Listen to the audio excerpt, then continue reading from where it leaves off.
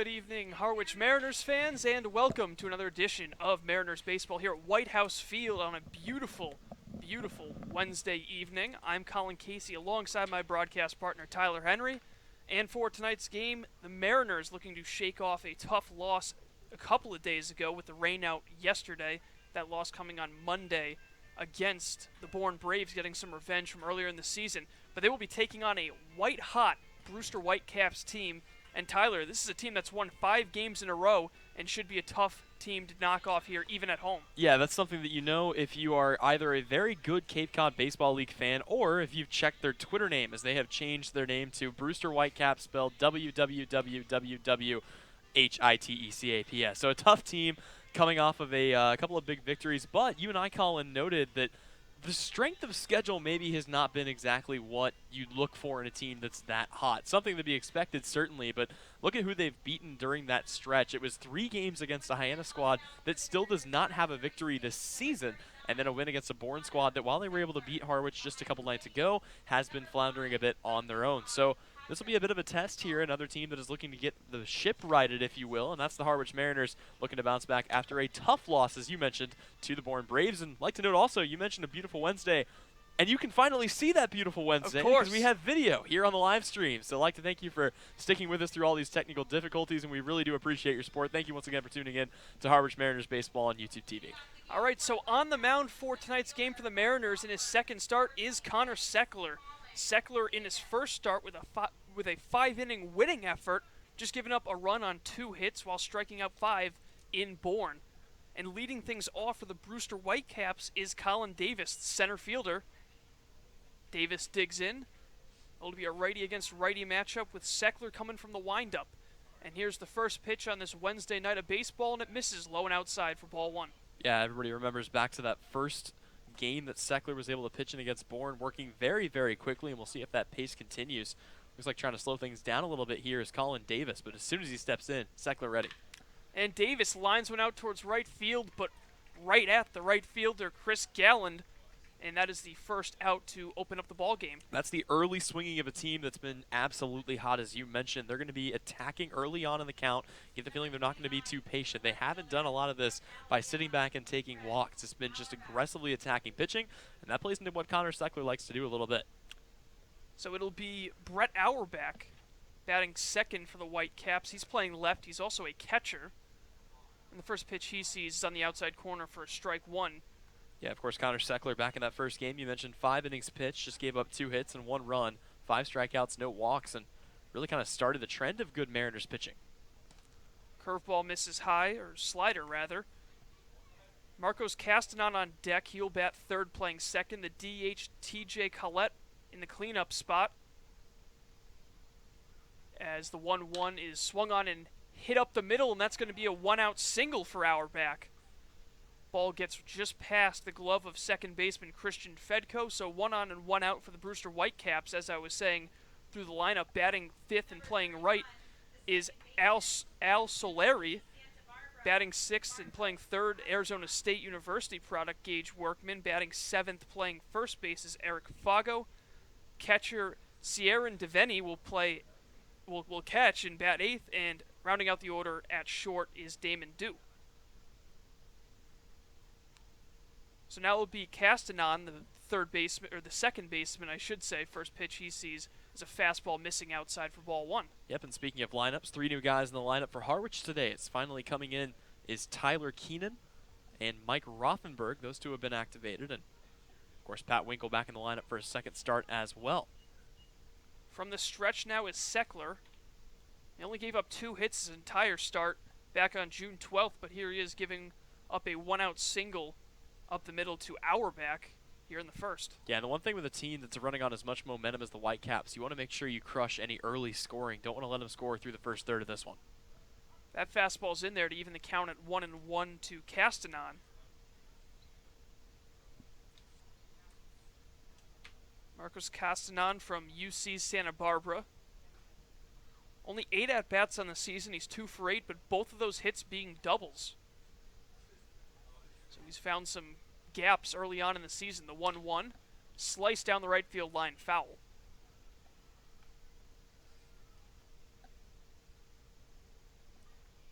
Pretty comfortable evening. Temperature in the high 60s. Some cloud cover in the area. In fact, there was a little bit of rain in the forecast earlier in the week, but things have appeared to clear up, at least for tonight. Fingers crossed on the rest of the week, the work week, I should say. Runner going on 1-2. A line drive is foul just past the third base bag. And so Auerbach will have to head back to first and do it again at 1-2. You know, I think we've seen more hit and runs in this league by all the teams through the first couple weeks of the season than I ever have before. Very, very aggressive on the base paths, utilizing that more than, again, I think I've ever seen before, certainly.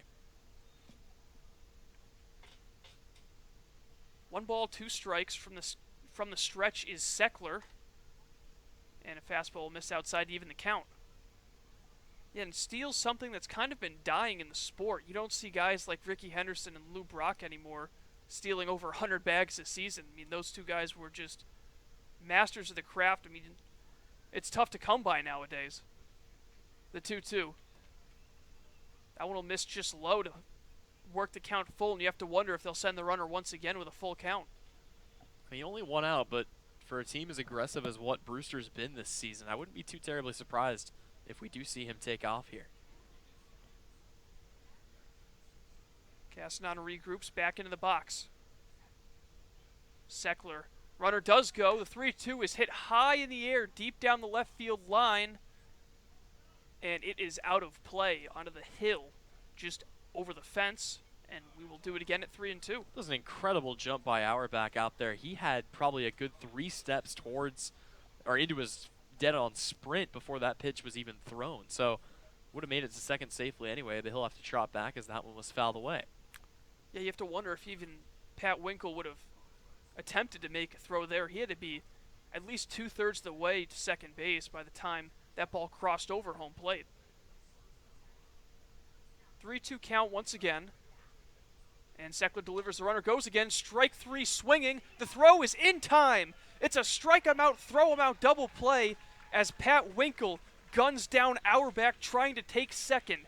After a half an inning, we are scoreless here from White House Field. You are watching Mariners baseball here on the Harwich Mariners television network.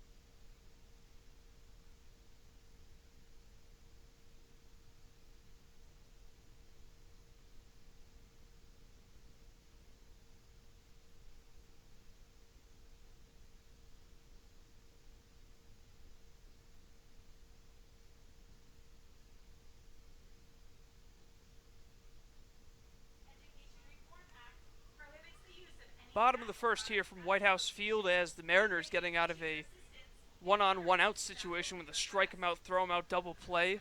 Great throw there from Pat Winkle, and now it'll be the Harwich lineup with Chris Gallen leading off from right field. Cam Thompson will bat second at short instead of his usual position over at third. Joey Weimer, the left fielder, will bat third. In the cleanup spot is Nico Cavadas. He will play first. Christian Fedko will play second and bat fifth. Patrick Winkle behind the dish, he'll bat sixth.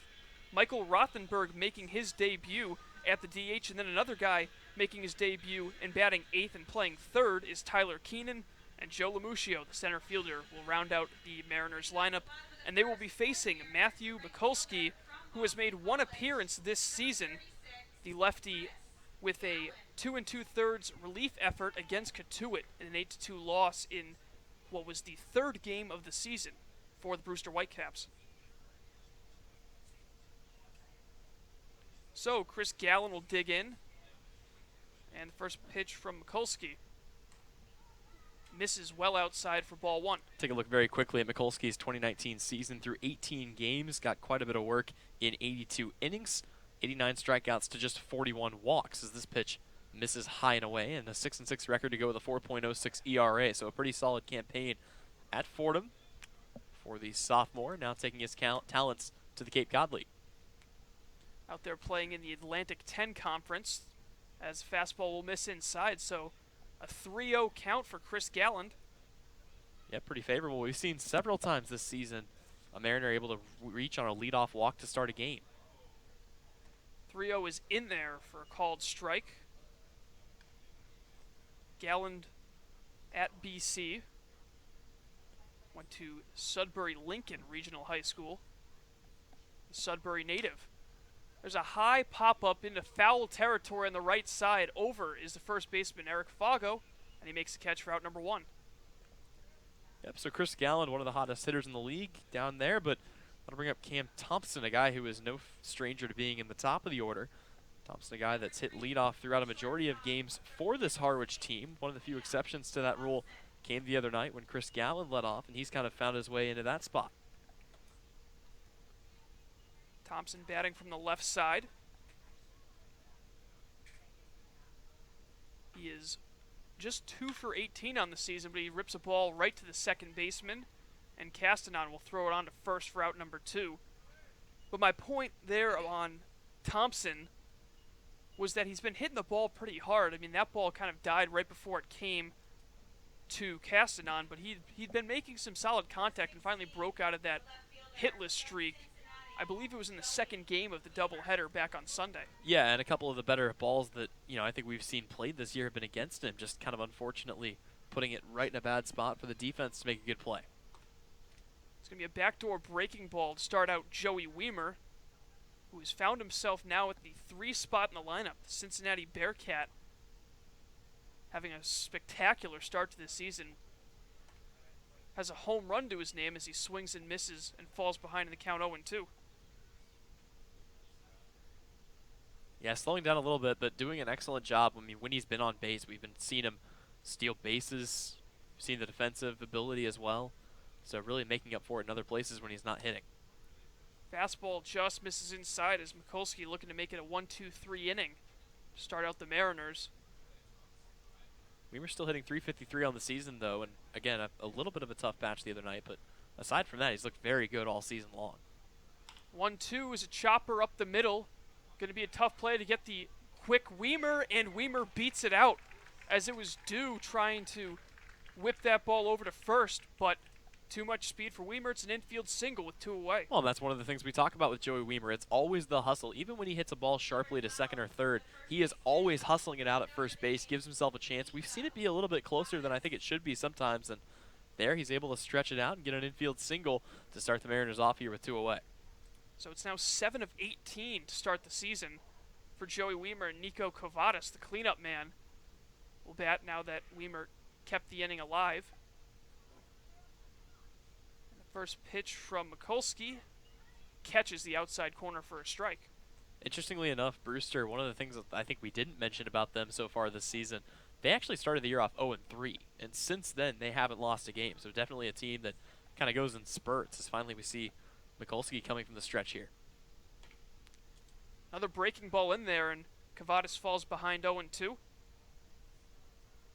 Nico from Granger, Indiana, goes to school in the same state over at Notre Dame down in South Bend. No balls, 2 strikes, and a pickoff move by Mikulski. Runner back in time. Well, no big surprise there. I mean, we've seen guys trying to pick Mariners base runners off ever since that disastrous outing at Chatham, where they had an inning end with back-to-back guys getting picked off at first. So the scouting report clearly getting to the rest of the league. Weimer on the move is a line drive, but perfect positioning because he was covering the bag on the hit and run was Damon Dew, and that will retire the side. So the Mariners get a 2-out single, but unable to do anything with it. It is scoreless after 1 inning. You're watching Mariners baseball here on the YouTube Mariners Network.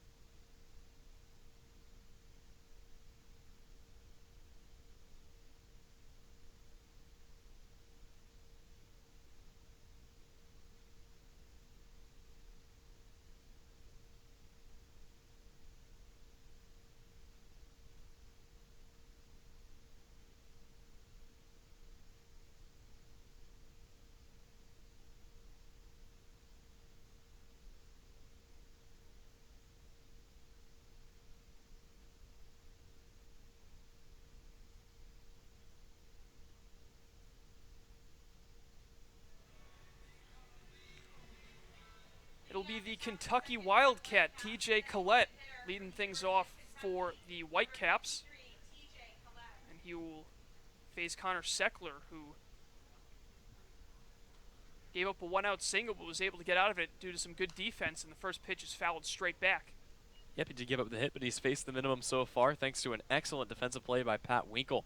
Able to get the catch on the strikeout and then fire down to second to get the guy caught stealing as well. So every catcher that's been on the team so far also recording a put out. There's a big cut and a miss. And Collett falls behind 0-2. Collett the designated hitter in this one.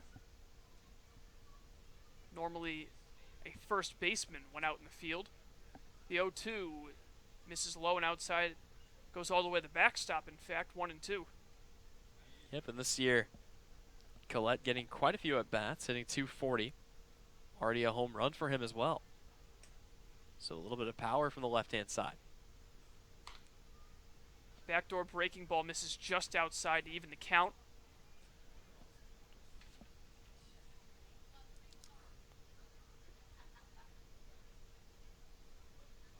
Seckler delivers from the windup once again, and that one will miss low. So a good job of working the count back full here from Collett. It's now 3-2. Colin, we were talking about something really interesting about this lineup, or this roster rather. Collett, one of the only guys who bats from the left-hand side of the entire roster. High drive towards right field, and that ball is out of here. A full count leadoff home run in the top of the second for TJ Collett, and Brewster takes an early 1-0 lead here at White House Field. Yeah, and a confident swing. I mean, never any doubt there for Collett. He got the fastball up that he was looking for and just drove it to left field. Really a good job getting around on that one, and the bat speed coming through for him as he drops it over the fence out there, probably about 360 feet. Well over the wall, and nothing that Chris Gallen could do about it out there in right. So Collett hits his second home run of the season. That's now 8 RBIs, both of which leading his team. And so now it'll be the right fielder, Larry. Yep, this season, Solari doing his damage, another righty in the lineup. And interestingly enough, all of these guys, that even the ones that bat left-handed, every position player on this team throws with the right hand. This one's fouled away back into the Harwich dugout or bullpen. I can't remember a single roster that had anything like that. Every single guy throwing with the same hand. You can basically order in universal gloves if you really want to, make it easier on yourself. Definitely helps the fact that they can pretty much play any position if they want to, because you don't see a lot of lefties playing in the infield other than first base. This fastball will miss high to put the count at 1-2, but back to that Collett at bat, him working the count back full really paid its dividends towards the end. The 1-2, and that ball is hit well towards left, but playable as Joey Weimer makes the catch for the first out.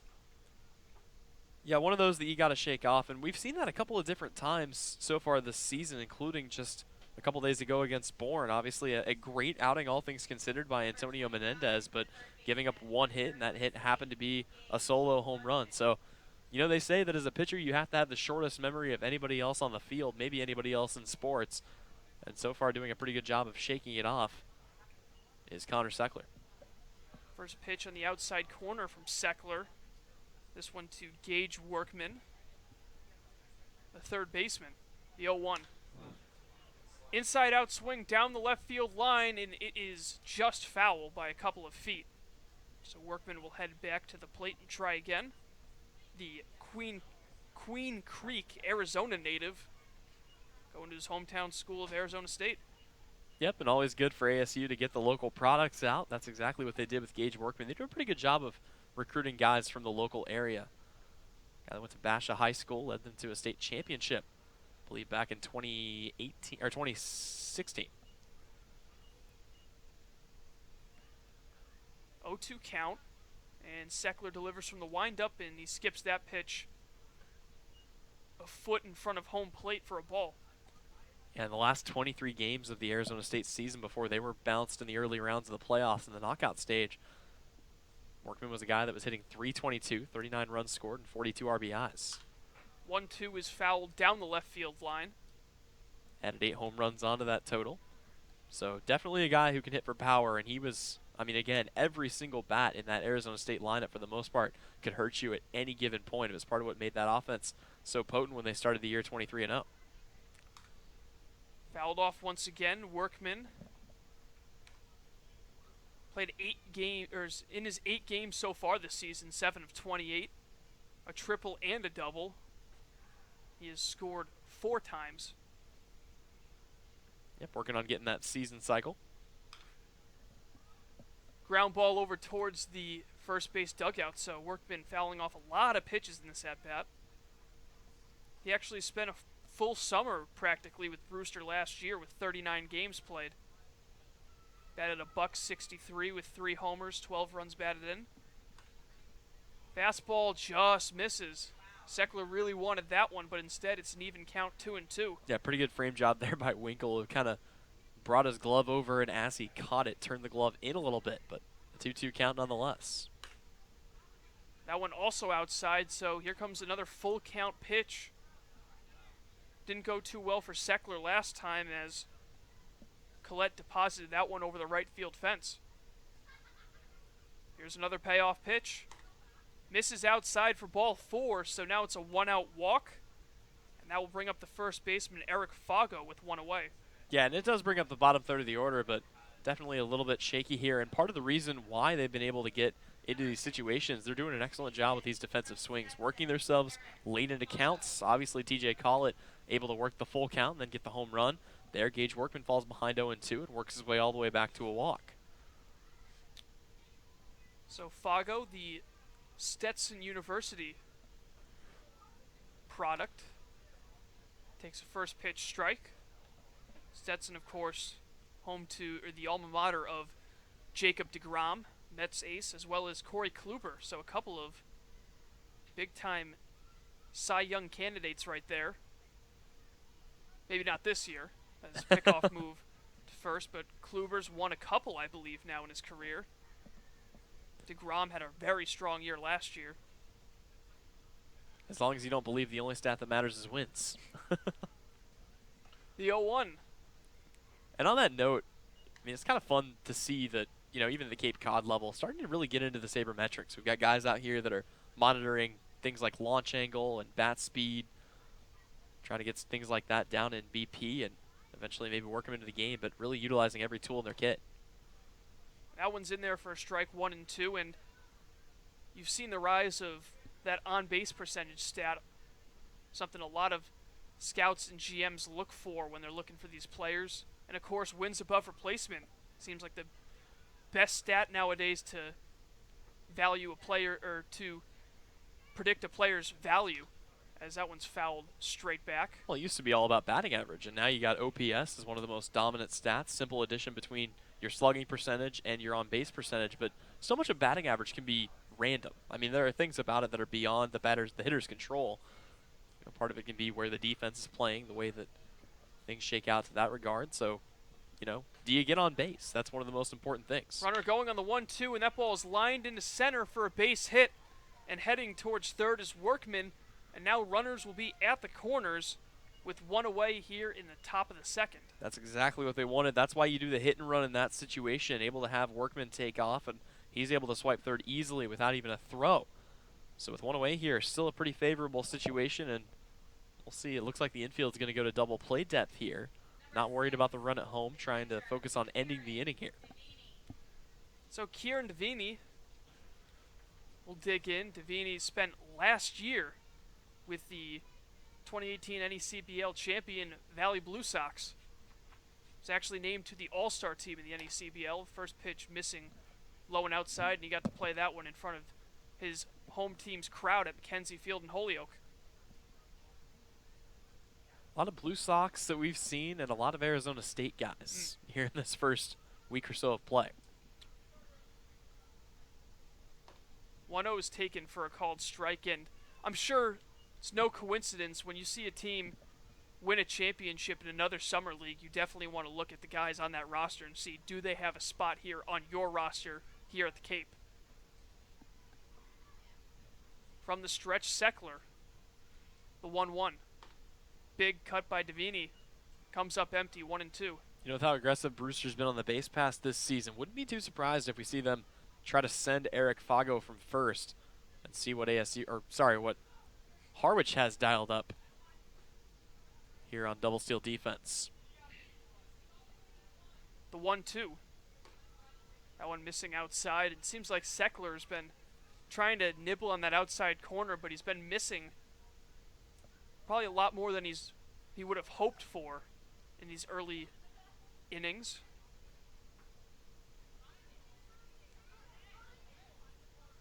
Two Deviney, and that is lined into right center for a base hit. From third comes Workman, and it's an RBI single for Kieran Deviney, and it is 2-0 Brewster. Tell you what, you get a little bit of momentum going, and that can really, really carry into other games. That's exactly what's going on right now. I mean, this offense, after winning 5 straight, just doesn't want to lose. So Harwich gonna have to find a way to shut this down. As I mentioned, you definitely don't want to let them score in the early innings, and they've already pounced out for 2. With 1 away, they might strike for a few more here. So now it's Damon Dew. The lefty takes first pitch low. Dew from Wright State, hitting .263 on the season, a 5-for-19 clip. The 1-0. That one's fouled straight back.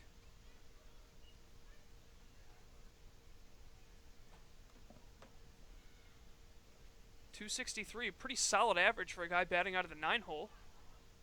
Well, and you get an offense that, kind of starts clicking a little bit, as these guys have. All the numbers come up to a degree. Taking advantage of that is Damon Dew. 1-1 is in there for a strike, so once again, Seckler with a 2-strike count. Let's see if he can finally get a much-needed ground ball, perhaps, and a double play to get out of the inning, just like he did the first. Well, Seckler had 5 strikeouts back in that first outing, but interesting note on Connor Seckler, just in general, not used to being used as a starter. He said that was the first time he had started a game since high school.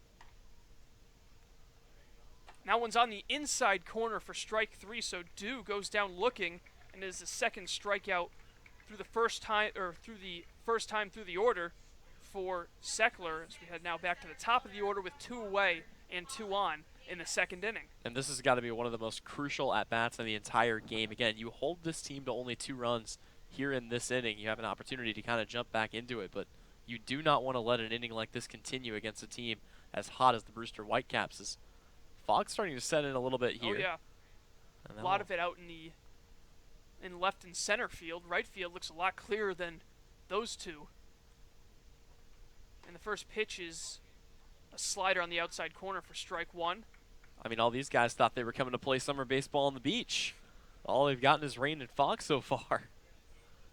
One game that is not being played today, that one between the Falmouth Commodores and the Bourne Braves due to field conditions, so Bourne will fall behind yet another game. Just trying to play through their season. Fastball missing inside. Yeah, they've been having some issues with that field so far this season. I mean, there's a lot of dirt, especially in that area, with a lot of construction going on around, so I'm sure mud being a huge factor in not just the field conditions, but also for spectators. 1-1 to Davis. And that one's in there for called strike 2. Davis not a fan of it. He lined out to right to begin the ball game. Well, it looks like, every umpire has a different strike zone, and for the time being at least, it looks like Al Masconi's is just a little bit shifted to the right of what home plate is. That inner corner to a right-handed hitter not being very generous, but the outer corner to a right-handed hitter is kind of extended a little bit. So we'll see if that remains consistent as the game goes on. Lights come on here at White House Field. The 1-2. Missing outside evens the count. 2 balls, 2 strikes, 2 outs in inning number 2. 2 runners on and 2 home in the inning. Deuces are wild. Seckler looking in for the sign. Comes to the set. 2-2 is in the dirt, and he did go around, so that's going to be a swinging strikeout to end the inning. So the Whitecaps strand 2, but they also bring home a pair including a solo home run from TJ Collett after an inning and a half. It's Brewster 2, Harwich nothing. You're watching Harwich Mariners Baseball on YouTube Live.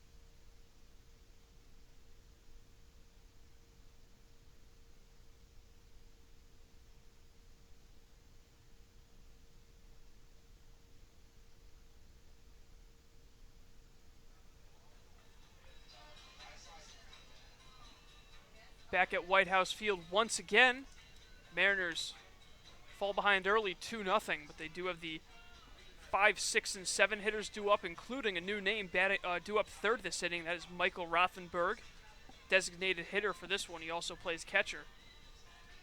Yep, and Rothenberg going to be a pretty big addition to this team, one of 2 catchers that they brought in, and one of the guys that had been hitting really, really well in Jackson Greer, having to be released to make room for both of these guys. So Winkle and Rothenberg now taking up the 2 catcher slots on the team. So here's Christian Fedko, the Yukon Husky, with a solid .364 batting average and 11 at-bats this season. First pitch he sees from Matthew Mikulski is in there for strike 1. Yep, and oddly enough, Bobby Seymour not in the lineup today, so giving him a break to maybe think things over. And the offense not quite as productive out of him as what he would like. 0-1 to Fedko is low. Out of the 4 hits that Fedko has, 2 of them have gone for extra bases, a double and a triple. He's driven in 2 runs. Only 2 strikeouts so far, and he's added a walk as well. 2 balls, 1 strike now. Yep, starting to really find his footing, and we talked about a really, really slow start to the season for Christian Fedko, but recently starting to pick up a little bit here in the last couple of games and really showing that dominance that he had at UConn. That one will miss outside. Fedko trying to get a leadoff man on. Start a rally. With Patrick Winkle on deck in his second start with the team. Fastball taken to make the count full 3-2. And something I know we very briefly touched on in our first broadcast against Bourne, but didn't really go into any detail on. His brother Kyler, his teammate at UConn as a freshman this last season, but a rival on the Bourne Braves this year in the Cape Cod Baseball League, as this one's fouled away to keep the count full. So a lot of Fedko action going on here in the Cape as longtime teammates turn rivals. Once again, Mikulski only went 2 2/3, but that was out of the pen in his first game against Katuitt. It's in his second inning of work here, so we'll see if maybe fatigue might be a factor. There's a line drive out towards right center field. Diving for it and unable to come up with it is Davis. So Fedko's going to try for second. It's going to be a close play. The throw in is dropped as it looked like Castanon was trying to catch that and apply the tag, but he couldn't hang on to it. And it's going to be a hustle double to lead off the inning for Christian Fedko. Definitely a risky call going there. It ends up working out, but most of that because, as you mentioned, unable to come up with the ball there as Castanon at second. And I mean, he would have been thrown out by a good 2 steps had he not, or had he been able to secure the baseball, but just unable to grab it there was Castanon. And this is an opportunity that the Mariners can cash in on with a runner in scoring position here, nobody away. So Fedko's teammate at UConn, Patrick Winkle, digs in. Winkle from Orange, Connecticut. In 2 at-bats this season, he has a hit and a run. He's also walked. First pitch is a nice breaking ball that bends back into the strike zone for strike one. I mean, between Notre Dame, UConn, and Wake Forest, I think you can fill an entire lineup on the Harwich Mariners with just those 3 schools. Maybe one guy short, but awfully close. You can get a pitcher out of the deal, too. Check on the runner and then the throw home. Misses outside. So with a runner on second, nobody out, Winkle at the plate, and Rothenberg on deck, followed by Tyler Keenan. Both guys about to have their first at-bats with the team. They could be some pretty important at-bats here early in this 2-0 ball game. A look at the runner and the pitch. Swing and a miss for strike 2 as Winkle a little bit behind on that one. Yeah, not a bad pitch to try to drive there for Patrick Winkle, but just getting a little bit behind it and unable to catch up with the off-speed there. And that's exactly what Mikulski wants to get him in. Pitcher's count here. The lefty Mikulski looks over at second. Now he delivers home, and he'll miss outside once again. 2 runs on 4 hits so far in 2 innings of at-bats for Brewster as they continue this torrid pace on offense over this last 5-game stretch after starting the year 0-3. Here's the 2-2. Swing and a miss, strike 3. And so Mikulski picks up his first strikeout of the game. He fans Winkle for out number 1 here in the second. Yep, Winkle's still looking for another hit here following the first couple, but that'll bring up Mike Rothenberg, a guy that we've definitely highly touted. He'll be playing DH today, but a longtime catcher on this team, product out of Duke. Coming here after his team was bounced from the NCAA tournament. Making the trip up north from the eastern seaboard, the Boca Raton native down in Florida. First pitch he sees is he's on the right-hand side of the plate for this one is a called strike. Well, this is a spot that he's comfortable hitting in. He spent a majority of his freshman year as a DH at Duke and then eventually turned into kind of an everyday starter at catcher spot. So a versatile guy and definitely somebody known for his bat. Last summer hitting .326, 8 extra base hits and 5 home runs with the Lacrosse Tigers up in the Northwoods League. Umpire puts the ball back in play.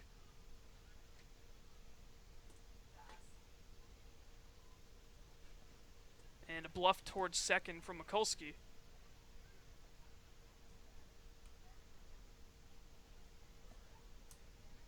Runner on second, 1 away here in the bottom of the second. The 0-1. That'll miss inside. Temperature really dropping as the clouds moving in. There was some sun out a couple of moments before first pitch, and that has quickly dissipated since then. The hope is that we will stay dry and complete 9 innings tonight. The 1-1. Chopper to the right side. It will roll foul. And Fago picks it up. So we'll move the count now to 1-2. Yep, and I mean, as you mentioned, it was pretty sunny at first pitch, as you guys could all see, but since then, it has really gone dark and gone cold here.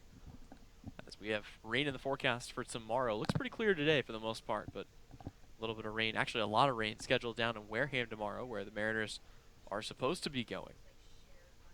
The fog that was in left and center earlier seemed to move to right field now. Really dense just beyond the right center field wall over by the scoreboard. The 1-2. Just getting a piece of that one is Rothenberg to stay alive.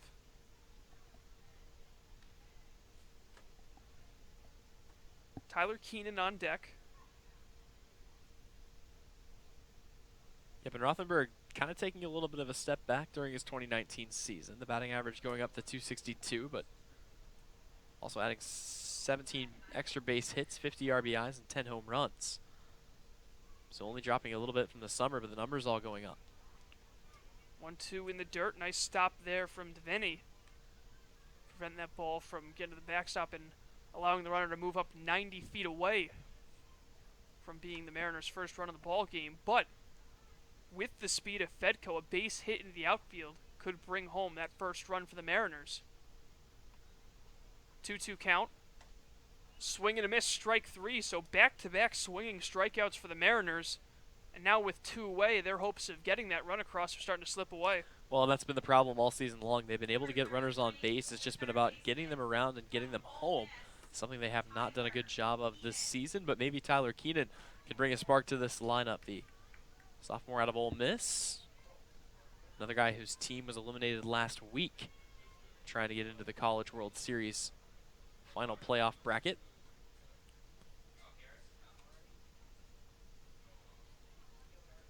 So Keenan, lefty against lefty. Strike one. Tyler Keenan, a guy that won Freshman All-American honors. Last season was the SEC Freshman of the Week twice, the Player of the Week once. And he more than doubled his walk rate, lowering the strikeout rate between his freshman and sophomore campaigns. The 0-1. 1-1 as now the fog really starting to pick up here at White House Field. Wonder if center field's going to have to come play a little bit more shallow just to see home plate. I mean, not literally, but it's pretty thick out there. Yeah, the outfield playing relatively deep, especially the right fielder, Solari. And that one will miss. Tyler Keenan, a guy that we weren't 100% sure whether or not he was going to be able to make it here. Had an MRI on his shoulder a couple weeks ago, and clearly they said it was good to go. He's been cleared. Here he is, making his Mariners debut with a 2-1 count. Big at-bat early in the game, and there's another nice breaking ball from Mikulski. It seems like that's really been working for him in these first couple of innings. Yeah, and that's been the good pitch for him as he tries to locate it a little bit higher and then just drops it in. Utilizing a lot of high fastballs as well, and he's gotten some strikeouts on that in addition to what he's done with the off-speed. Full count now as Deviney digs that one out once again. First base is open with Joe Lamuccio on deck.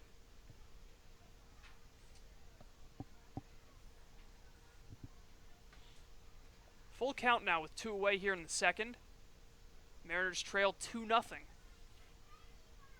to the red-hot Brewster Whitecaps.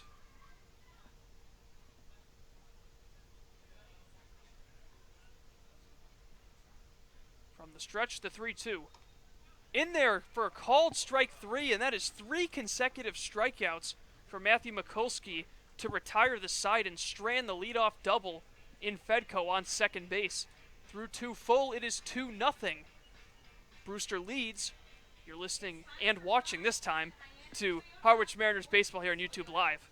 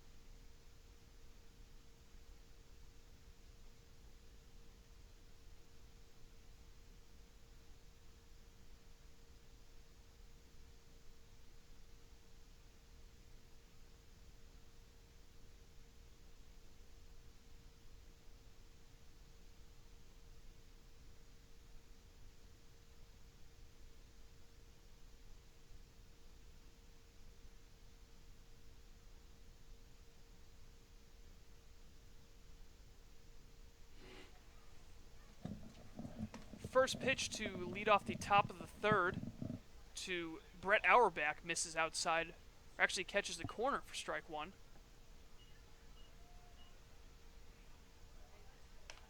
The 0-1's in there for strike two. Auerbach singled with one out in the top of the first, and then was thrown out in a strike him out, throw him out double play to end the top of the first. Pitch will miss outside. 2, 3, and 4 hitters here for the Whitecaps. And the 1-2 from Seckler. That'll miss. Yep, Seckler looking to bounce back after giving up 2 runs back in the second inning. A little bit of a tough outing there as he gave up a solo shot to TJ Collett, and then Gage Workman found his way home and an RBI single by Devaney. There's a hard line drive past the third base bag, foul. Did a pretty good job bouncing back, though. Able to get the last 2 guys retired on strikes and put the inning away, but not before the Whitecaps struck for 2.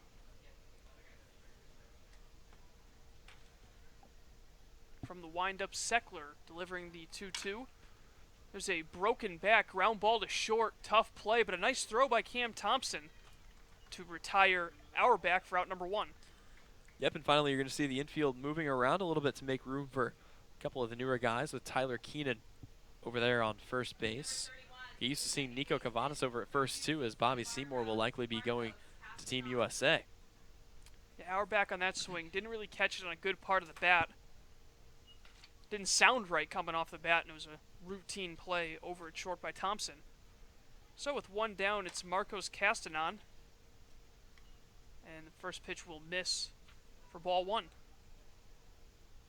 Castanon struck out swinging after working the count full to end top of the first frame.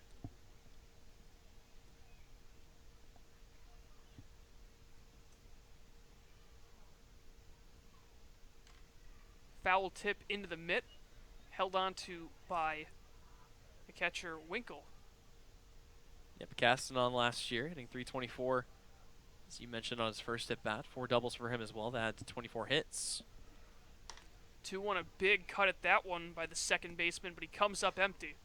And right now, Connor Seckler just doing an excellent job of working the zone he knows he's working with. He knows that, obviously, the home plate umpire, Al Mascone, liking things a little bit more on the outside half, so keeping the fastballs up and away from the right-handed hitters, most of which occupy the lineup here for Brewster. 2-2 is swung on and missed for strike 3, so that is now 4 strikeouts in the game for Seckler and 2 down in the third. So in comes TJ Collett, the one that burned Seckler for the first run of the ball game, with a long home run over the right field fence here at White House Field. He's looking to replicate that. The first pitch, he hits this one well to left field. This ball's carrying, and it is gone as flying over the fence was Joey Weimer trying to make an effort. We'll see if he's all right. He is. But what a blast there from TJ Collett, and in 2 at-bats, he has 2 home runs, 1 to right and 1 to left. It's 3-0 Brewster. Okay, the home run is amazing and all, but can we talk for a second about Joey Weimer going over the left field fence? Because he didn't high jump it. He didn't kick his legs out. He basically hurdled the left field fence. Yep. I mean, it didn't catch his legs or anything like that. That's some crazy athletic ability, and to not be hurt as this pitch misses low and away. And he's standing out there like nothing happened. Yeah, he almost looked like one of those guys with the high jump in the Olympics, jumping over the horizontal bar, as it's now an 0-2 count for Solari, but an impressive effort, but all for naught as Collett with his second home run in as many innings. Pitch is fouled back. And doing it in opposite ways, too. Took 1 out to right, took 1 out to left. So the spray chart right now all over the place for him. And kind of reminds me of guys in the indoor football game jumping over the wall to make catches. But I got to wonder, as this one, again, misses low and away to make the count 1-2. In the Cape Cod League, is it a rule that as long as you catch the ball before you hit the ground on the other side, the batter's out? I'm assuming that's probably a universal rule, but I have to check the rule book on that one as that ball is hit well out towards left field, but Weimer is under it, and so for the second time, Solari flies out, and this time it ends the inning. But once again, TJ Collett going yard for the second time in this one. After 2.5, it's 3-0 Brewster. You're listening to Harwich Mariners baseball here on YouTube Live.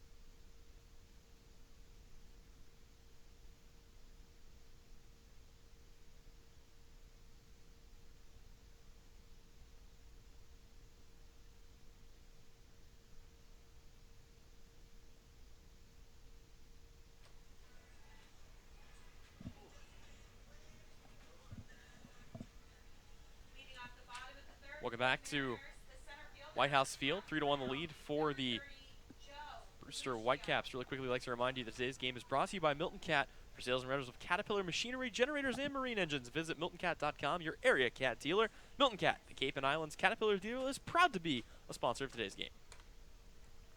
So back out for his third inning of work is Matthew Mikulski, and his first pitch will miss inside to Joe Lamuccio in his first at-bat in this one. He takes a big cut and is well behind to fall behind, or to even the count at 1-1. Yeah, Lamuccio so far is, he started off pretty good, but slowing down a little bit in recent games and trying to get back on the right track here before a few more guys come in. Appeal to first on the check swing. He did not go. And it's a 2-1 count.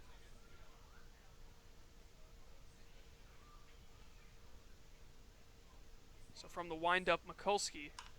There's a high pop-up in foul ground on the right side, and it will carry just out of play behind the dugout of the Brewster Whitecaps.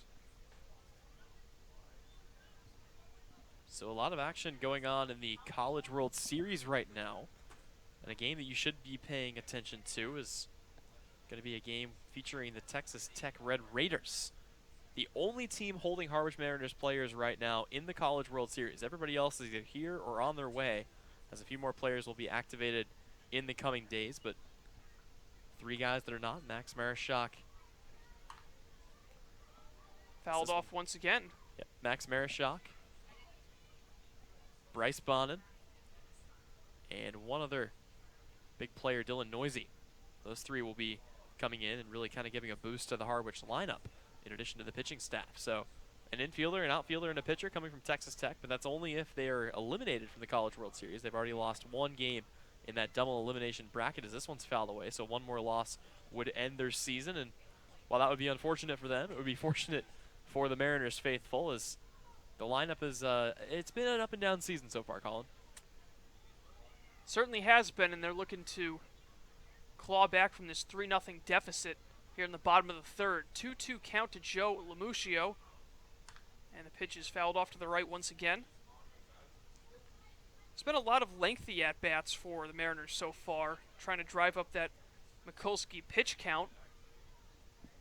But just a couple of hits in this one, a Joey Weimer infield single, and a Christian Fedko hustle double to right center. 2 balls, 2 strikes. Mikulski will deal again from the windup.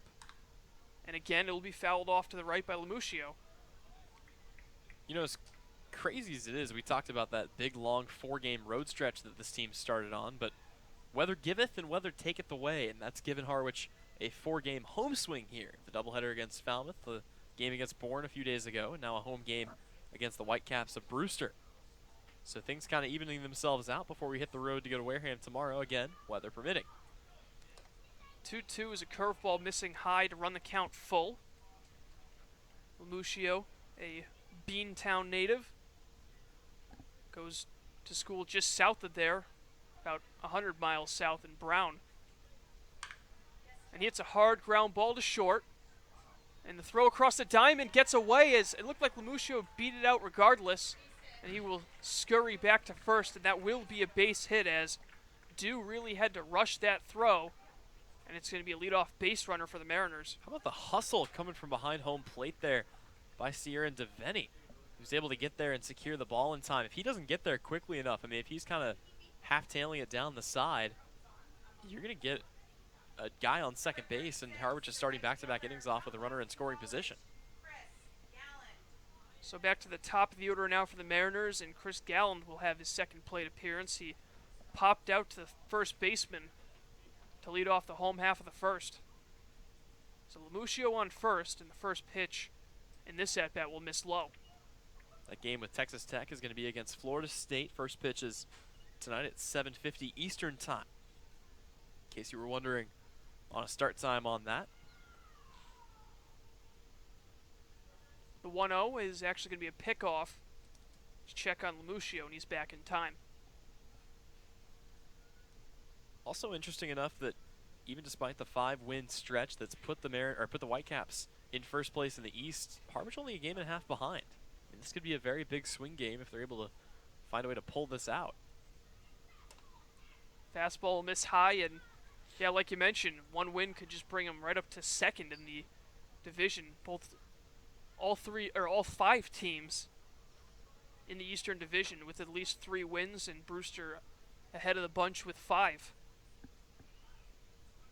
So it should be an interesting playoff push come late July, as that fastball will miss, and now it is a 3-0 count to Galland, as he actually worked a 3-0 count last time around, but then took a strike and popped out to first.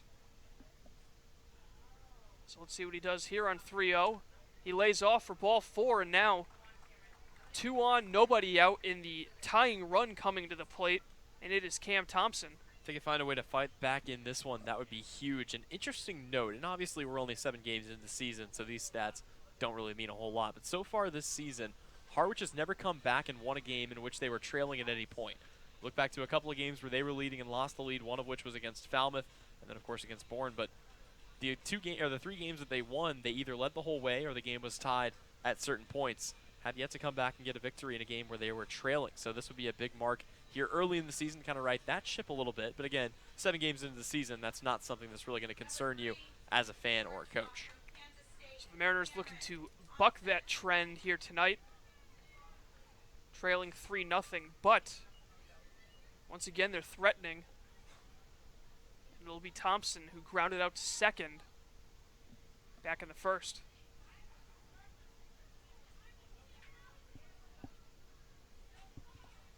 Looking in is Mikulski. Looks over at Lamuccio, and then the first pitch is a curveball, missing just below the knees for ball 1. Yeah, really sticking to that off speed here is Mikulski as he continues working here in his 3rd inning of work, and Harwich kind of being keen to it a little bit more than they were originally. This could be a big inning for them if they continue laying the offense on.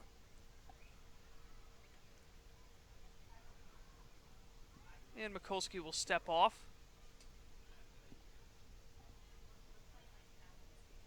Thompson from Pasadena, Texas. Spending this past year at Kansas State. Check swing did not go, so it'll be a ball, and once again another hitter's count for the Mariners as control starting to dwindle for Matthew Mikulski. How about the 6 straight pitches out of the zone here? Mikulski just can't find a way to get it in, and that may have been what that meeting on the mound was all about. Just trying to calm him down, but whatever it was hasn't worked as he'll miss high and away here, and now it's a 3-0 count. So with Joey Weimer, who's 1 for 1 on deck and a dangerous power threat, not the ideal start to the inning for Mikulski and the Brewster Whitecaps. 3 balls, no strikes. Lamuccio on second and Galland on first. Long look in for Mikulski. Comes to the set, and the 3-0. Misses inside for ball 4, and the bases are loaded with nobody out, and Joey Weimer, who went headlong over the left field fence in the top half of the inning, now has a chance to send one over that same fence and give his team the lead here in the bottom of the 3rd. Well, wouldn't that be just the perfect situation? Weimer an opportunity to avenge this same situation just 2 nights ago against Bourne. Bases loaded, nobody out, his team trailing by 3. A strikeout the other day, looking to avenge that with an opportunity from the right-handed side here. Weimer strides to the plate. So Mikulski really needing an out here in any way possible. Double play ball would probably be ideal, trading a run for 2 outs. First pitch, that'll miss inside, so if I'm not mistaken, I believe that's 9 consecutive balls. So he throws any more, I'm going to have to take my shoes and socks off. I'm running out of fingers to count these up on. The 1-0. High drive down the left field line, but he yanked it a little too much. It is a foul ball, but man, did that have the distance. Well, I'll tell you what, when Joey Weimer stepped to the plate, the only thing I saw him eyeing was that left field fence, the part of it that he went out on, and He's got the power. We've already seen it once this season. A grand slam here would be absolutely huge, but that can't be your focus. Got to focus right now on just putting the ball in play and getting a couple of runs in, as incredible as putting it over the wall would be. That foul ball might have landed in Brewster. The 1-1. Nice pitch fools Weimer, and he takes it for a strike to fall behind 1-2. Yeah, just a little bit of late cutting action on that one. A good pitch there by Mikulski, and Weimer's going to have to shorten up on the bat a little bit here. Can't focus on hitting it all here. Just got to, again, put the ball in play, find a gap somewhere, get it through a hole. So now back-to-back strikes from Mikulski, the 1-2. Curveball swing and a miss for strike 3, and there's a big out number 1 as Weimer waves at a pitch in the dirt. And so now Nico Cavadas will dig in with 3 on and 1 away. Yep, and Cavadas actually wasn't able to hit during that inning last night. The bases were loaded after Chris Galland got into a fielder's choice. Weimer struck out, Bobby Seymour struck out, and Nico Cavadas was left on the on-deck circle, so a chance to maybe finish what he didn't have a chance to start the other day. We'll see what he has in store. Cavadas lined out to short in his first at-bat. He takes a called strike. It was a well-hit ball, but with the runner going right in position to make that play was Damon Dew. Just got to put it in play right now. Can't focus on anything else. Anything but a strikeout helps your team right now. That or a weak pop-up on the infield. The 0-1 is a ball that glances off of Divini's glove, but not far enough away for Lemuccio to make a break home, so it'll stay 1-1. Yep, and so far it's been a pretty good job behind the plate by Divini, not letting anything get through. He's had a pretty good defensive outing. As again, I mentioned, if he's not hustling down the line on the first single that started this inning by Joe Lemuccio, he probably is on second and scoring before this at-bat. Double play on the infield's mind here with a 1-1 count, 1 away, and the base is loaded. Big swing and a miss by Cavadas, and he's down 1-2. Yeah, and again, big cuts here. Hero swings a little bit as we work our way through the third inning. Big spot here for the Mariners, but they've got to find a way to cash in. These are the opportunities that they've been leaving all season long. Got to start turning these into runs. The 1-2. Ground ball towards third. Throw to second for 1, on to first, and Cavadas able to leg it out. So the Whitecaps get the force out at second, but Lemuccio comes home, and the Mariners are on the board. It's now 3-1. Yep, and that's a good start, but, you know, 2 away here, and a big opportunity coming up for Christian Fedko, who's already got 1 double today. Puts the ball in the same spot, and he can bring it within 1. So now Galland at third, Cavadas at first, and now Fedko, if he does exactly what he did in his last at-bat, which is find a gap, he might be able to tie this game. It was a diving effort by center fielder Colin Davis. He was unable to come up with it. Close play over at second, but Castanon unable to hang on to it, so it was a great hustle effort by Fedko. And the first pitch he sees, he taps it foul down the third baseline. Yep, again, very aggressive there, not afraid to swing at the first pitch and try to make something happen early here in the count. So Christian Fedko falls behind here early. We'll see whether he can fight back.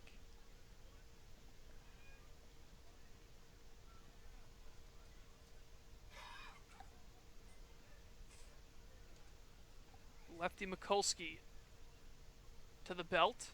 The 0-1. In the dirt, a nice block by Divini, and that's something we saw a lot of last year when I was with the Valley Blue Sox. He was a great defensive catcher, able to keep any ball in the dirt in front of him, and he's done just that this entire third inning. Yep, it doesn't always matter what you do behind the plate as a hitter. As long as behind the plate as a catcher, you can make up for it with your defense. That can be the difference between 2 or 3 runs a game at times. How many runs have we seen scored already this year on pass balls? Mariners looking to get more than 1 in this inning, which they had the bases loaded with nobody out. And that one will miss inside 2-1. Yeah, you got to score at least 2 here. I mean, if you leave this situation right where it is right now, still going to be a disappointing result coming out of this inning. Mason Black warming in the pen, arguably the best relief pitcher on this Whitecaps team. A big righty from Lehigh, the 2-1. It's a nice breaking ball, but it misses a little bit too high, so it'll be 3-1. Yeah, and that's really been Mikulski's best pitch right there. Breaking ball that comes down into the zone from up above the letters. Just can't quite locate it there, and he's fallen behind 3-1. And you got to think right now, it's a big green light to Christian Fedko with a ideal hitter's count. Patrick Winkle waiting on deck, the 3-1. It misses inside, the ball gets away, breaking for home is the runner. A close play, and he got him! Deviney makes the throw. It is a very close play at the plate, but the umpire calls Galland out.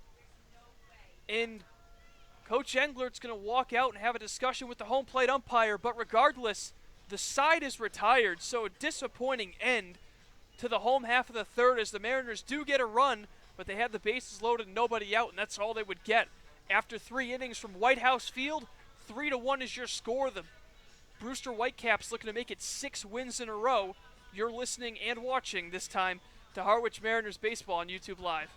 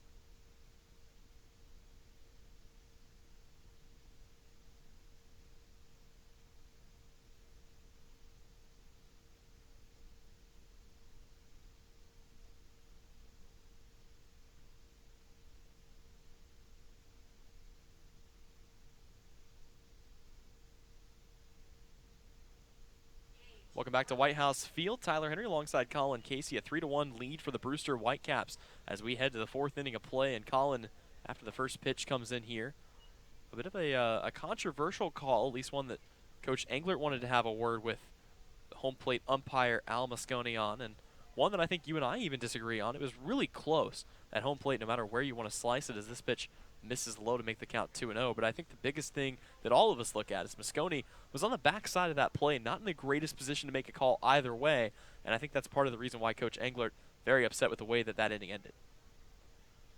2-0 pitch, swing and a miss at that one, a fastball up, and the count is 2-1. Yeah, but regardless of whether that was the correct call or not, that was just a great effort by Deviney to get to that ball and make a perfect throw to his pitcher, Mikulski, who was in a great position covering home plate. So great execution there from the Whitecaps to get out of the inning with just minimal damage. 2-1 from Seckler, check swing. They'll look down, and they're going to say he didn't go, so the count's a 3-1 here. And yeah, I mean, you talked about it, a perfect throw. The weird thing on that play to me is that Joe Lamuccio, when he slid, didn't really get down as low as he could have been. He kind of kept the upper half of his body up a bit, and that's the reason why you didn't have to make a big tag if you're Mikulski, is this one will miss high and outside. So it's a 5-pitch walk to start the inning here for Connor Seckler, and Gage Workman will head on down to first. Yeah, Workman drawing his second walk in this game.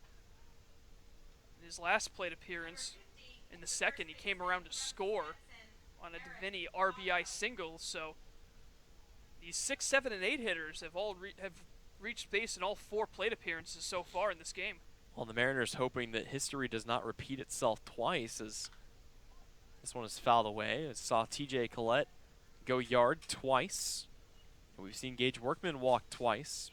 All of that bordering a fly out by Alaric Soler.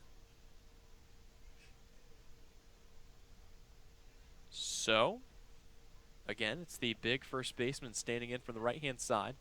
Nobody out, runner on first base. Here's the pitch, and that one will miss just low and inside.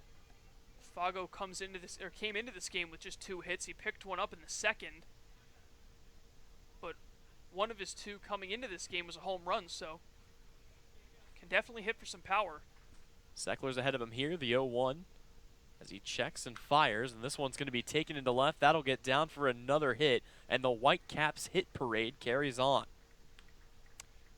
Yeah, this is just an example of it. Oh, and the ball's thrown away, and he's thrown out. Some terrible base running there by Workman. I'm not sure what he was doing there. Well, I looked down to record that in my scorebook. I look up, and he's getting thrown out at third base. Did you pick up on what happened on that play? I don't know if maybe the ball was misplaced into left field, but definitely a miscommunication there from the third base coach and Workman, as he was just a sitting duck in between second and third. So Gage Workman is thrown out, and what a play that turns into, and what a gift as the Harwich Mariners are given a free out here in the visitors' fourth. Runner on first. First pitch is fouled off the foot of Kieran Devaney. Yeah, and having this 2-run lead, you can't make base running mistakes like that with nobody out and potentially 2 runners on. Whereas if you look at the Mariners situation, it was just an aggressive play to try to get that run home. That was just dumb base running, to say the least. Big swing and a miss and a slider up and out, and that'll make the count 0-2 here. So Connor Seckler right back in control. 3 strikeouts for Seckler so far. That through 3 1/3. And the fog really just encompassing right field. Yeah, it's getting pretty intense out there. Big secondary lead taken by Eric Fago, and that might be part of the reason why the pitch to Devaney high and away. Maybe trying to pitch him out a little bit here with a pitch to waste, but I wouldn't be surprised if we see Fago take off here. Very fitting name considering the weather. I was about to say, Fago out there in the fog, so he's ready to go. Here comes the 1-2, and that will miss. A changeup down in the dirt, and the count's a 2-2. So Devaney already has 1 RBI single today. He's 1 for 1 with a base knock.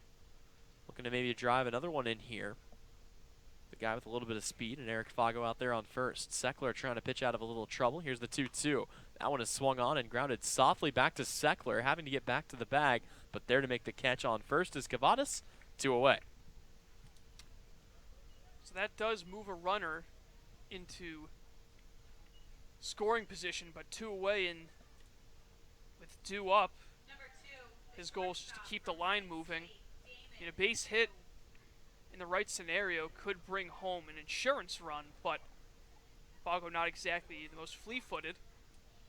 Well, and take a look at this as well. If you don't make that error on the base paths, you've got second and third with 1 away here for Damon Dew, who's 0 for 1 today with a strikeout, but a much better situation than having a runner at second with 2 away. This one is in there for strike 1, a slider down and in. Man, and with this fog comes an extreme decrease in temperature. It's getting really chilly up here in the broadcast booth. Seckler sets the first pitch, and that'll be chopped to short coming in to make a play. He's going to have to be quick with it. Throw to first is going to be just in time. What a play by Christian Fedko, getting it out of the glove quickly and retiring Damon Dew for out number 3. So it looked like a pretty good opportunity for the Whitecaps, but they're unable to capitalize. They still lead at 3-1 as we head to the home half of the fourth. You're watching Harwich Mariners baseball on the Mariners YouTube network.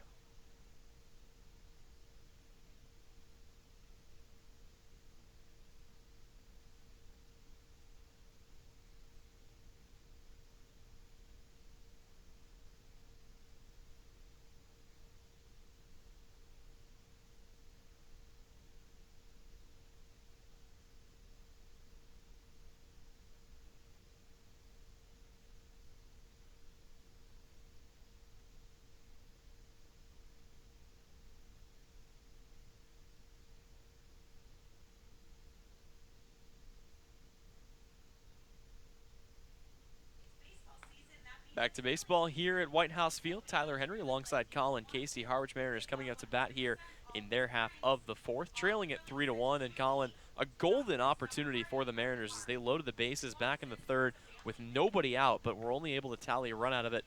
Got to get back on the bats here and get something going again. This is not a team you want to fall behind and stay behind too early. That's Brewster Whitecaps team that's won 5 in a row.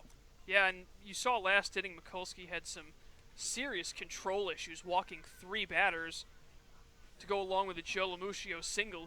Lamuccio, of course, the only one who came around to score in that inning, leading things off with a single. But, yeah, you got to get more runs with a bases loaded, nobody out situation than 1 if you want to win games like this. So it's been something that Harwich has really struggled with in the first 9 games now, or in the first 7+ games, I should say, coming into this game. So, I mean, obviously there's still time to rectify that, but what better time than right now and try to really put some runs on the board and try to even this game here in the bottom of the fourth. And trying to do just that will be Pat Winkle as he comes up to the dish. First pitch he sees will be struck well but foul down the left field line. And strange end to the Mariners inning as Christian Fedko was up to the dish. He was walked, and ball 4 kind of skipped off the glove of Syrian DeVenny.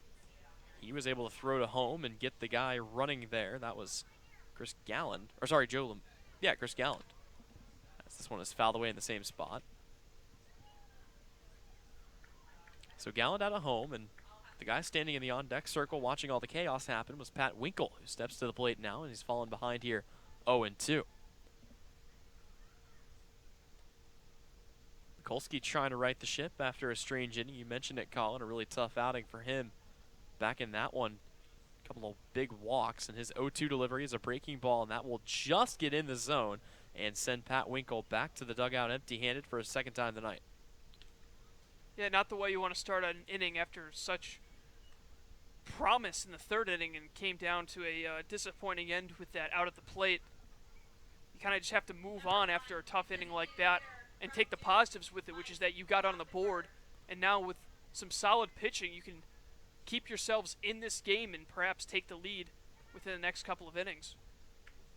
Here comes the next pitch. That one will be fouled away by Michael Rothenberg, the catcher out of Duke, here in his Harwich Mariners debut. And I will say, I think the windshield playing a little bit more of a factor in, because I just checked, and from first pitch to now, it's only actually dropped 3 degrees. But it feels like an awful lot more than that. Now coming out to have a word with his pitcher is catcher DeVenny. So on what's turned into a less than ideal afternoon for some baseball, at least weather-wise. Harwich trying to climb back into it. They've had base runners in every inning so far. Just haven't been able to capitalize as much. Currently, Colin, the difference in this game is 2 TJ Collett home runs. Both solo shots, one in the second, one in the third. He's used all fields in that home run. His first one going to right. The second one heading out over the left field fence. 0-1 pitch, fouled back to the screen, and that'll make it 0-2 as falling behind here early is Michael Rothenberg. So again, the big prospect here for the Harwich Mariners out of Duke, who a season ago tallied 50 RBIs, 31 walks to just 41 strikeouts, a pretty patient hitter. And he will work here against Matthew Mikulski, as once again coming out to have a word with his pitcher is Syrian DeVenny. And I'm not 100% sure if they're not on the same page with signs right now or what's going on, but I mean, whatever it is, we see him come out quite often here in this game. Really kind of slowing the pace down a little bit here. Yeah, and I don't blame DeVenny really talking to his pitcher, considering how he struggled last inning with those 3 walks. Just making sure that they have the right combination here. Yeah, but in this inning, he's fanned Patrick Winkle, and here he just about gets Michael Rothenberg, as he has yet to record more than 1 ball in an at-bat. So it's an 0-2 count still here on Michael Rothenberg in his second Cape Cod League at-bat. Of course, last summer in the Northwoods League, now moving his way out to the East Coast. Here comes the 0-2. That'll miss inside, and there is the first ball we see here in the inning to make the count 1-2. Infield respecting Rothenberg, all of them playing on the outermost part of the dirt. Out of the windup, the 1-2 pitch, and that'll miss low and inside. Count it 2-2, but those are the pitches you have to be careful of. We've already seen a couple of guys get fanned looking on those, including Tyler Keenan and Pat Winkle just 1 batter ago. Couple of options here for Mikulski, coming from the windup, kicks and fires, and that'll miss down and in. Count loaded here, and again, Colin, that spot a little bit to the left of home plate. It seems like the entire strike zone for home plate umpire Al Moscone has shifted a bit to the right. So the pitch on the inside part to a righty, not falling in his zone tonight. Here comes the payoff, and that'll be a ball on the No, outside it will part. not. No, they're going to call it strike 3. Well, I said it. The strike zone is a little bit further to the right tonight, and that's going to be back-to-back looking strikeouts. This one for Michael Rothenberg. Yeah, and Rothenberg with a rough start here in Harwich, a couple of strikeouts, but just 2 at-bats. I'm sure he will figure it out as the season goes. It's always tough adjusting to such a high level of pitching, albeit he was in the College World Series, so I'm sure he's used to it.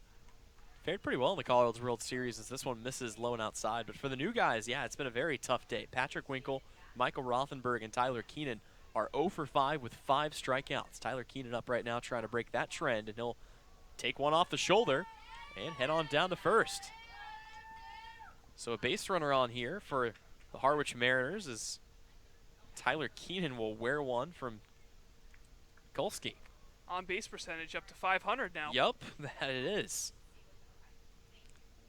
Little action right now up in the Brewster Whitecaps bullpen. See how much longer of a leash Matthew Mikulski has.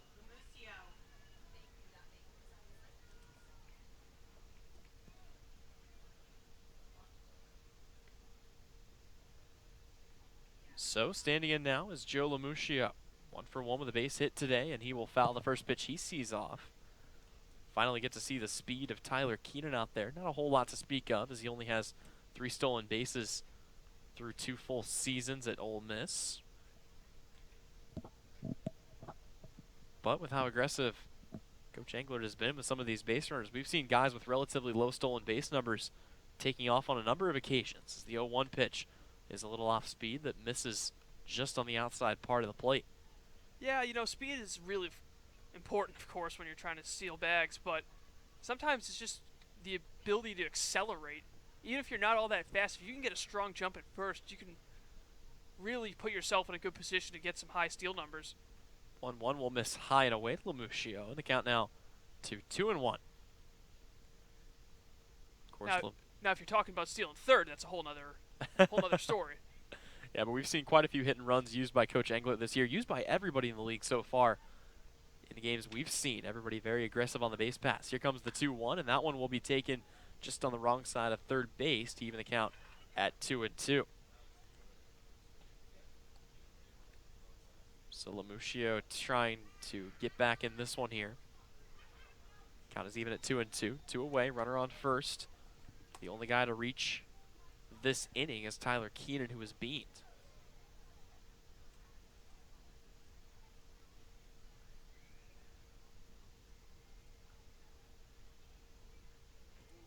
Standing in is LaMuccio. Here's the 2-2 pitch, and that'll miss down in the dirt to fill the count.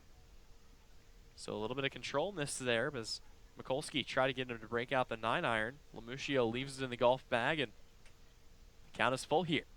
Keenan's going to get a running start here with a full count and 2 away at first. Yep, and right now Fago not holding him on. He could take another step off if he really wanted to.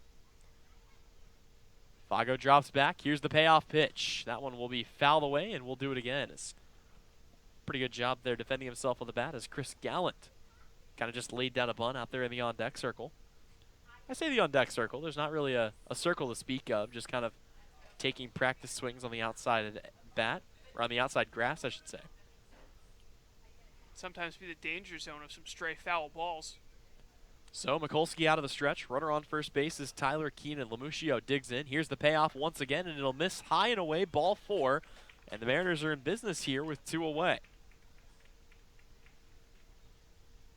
No hits in the inning, but nonetheless, the Mariners have runners at first and second with 2 away, and that'll flip the book back to the top of the order. It'll be Chris Gallant, who his last time up was a recipient of a 4-pitch walk, as was Cam Thompson, who stands in the on-deck circle, and that might be the end of Mikulski's outing. They will go to the bullpen, and we will step away, but when we come back, have an update on the new pitcher into the game for the Whitecaps. Mariners trail it by 2. 2 on here in the 4th inning, 2 away. We'll be back with more baseball action after this on the Harwich YouTube Network.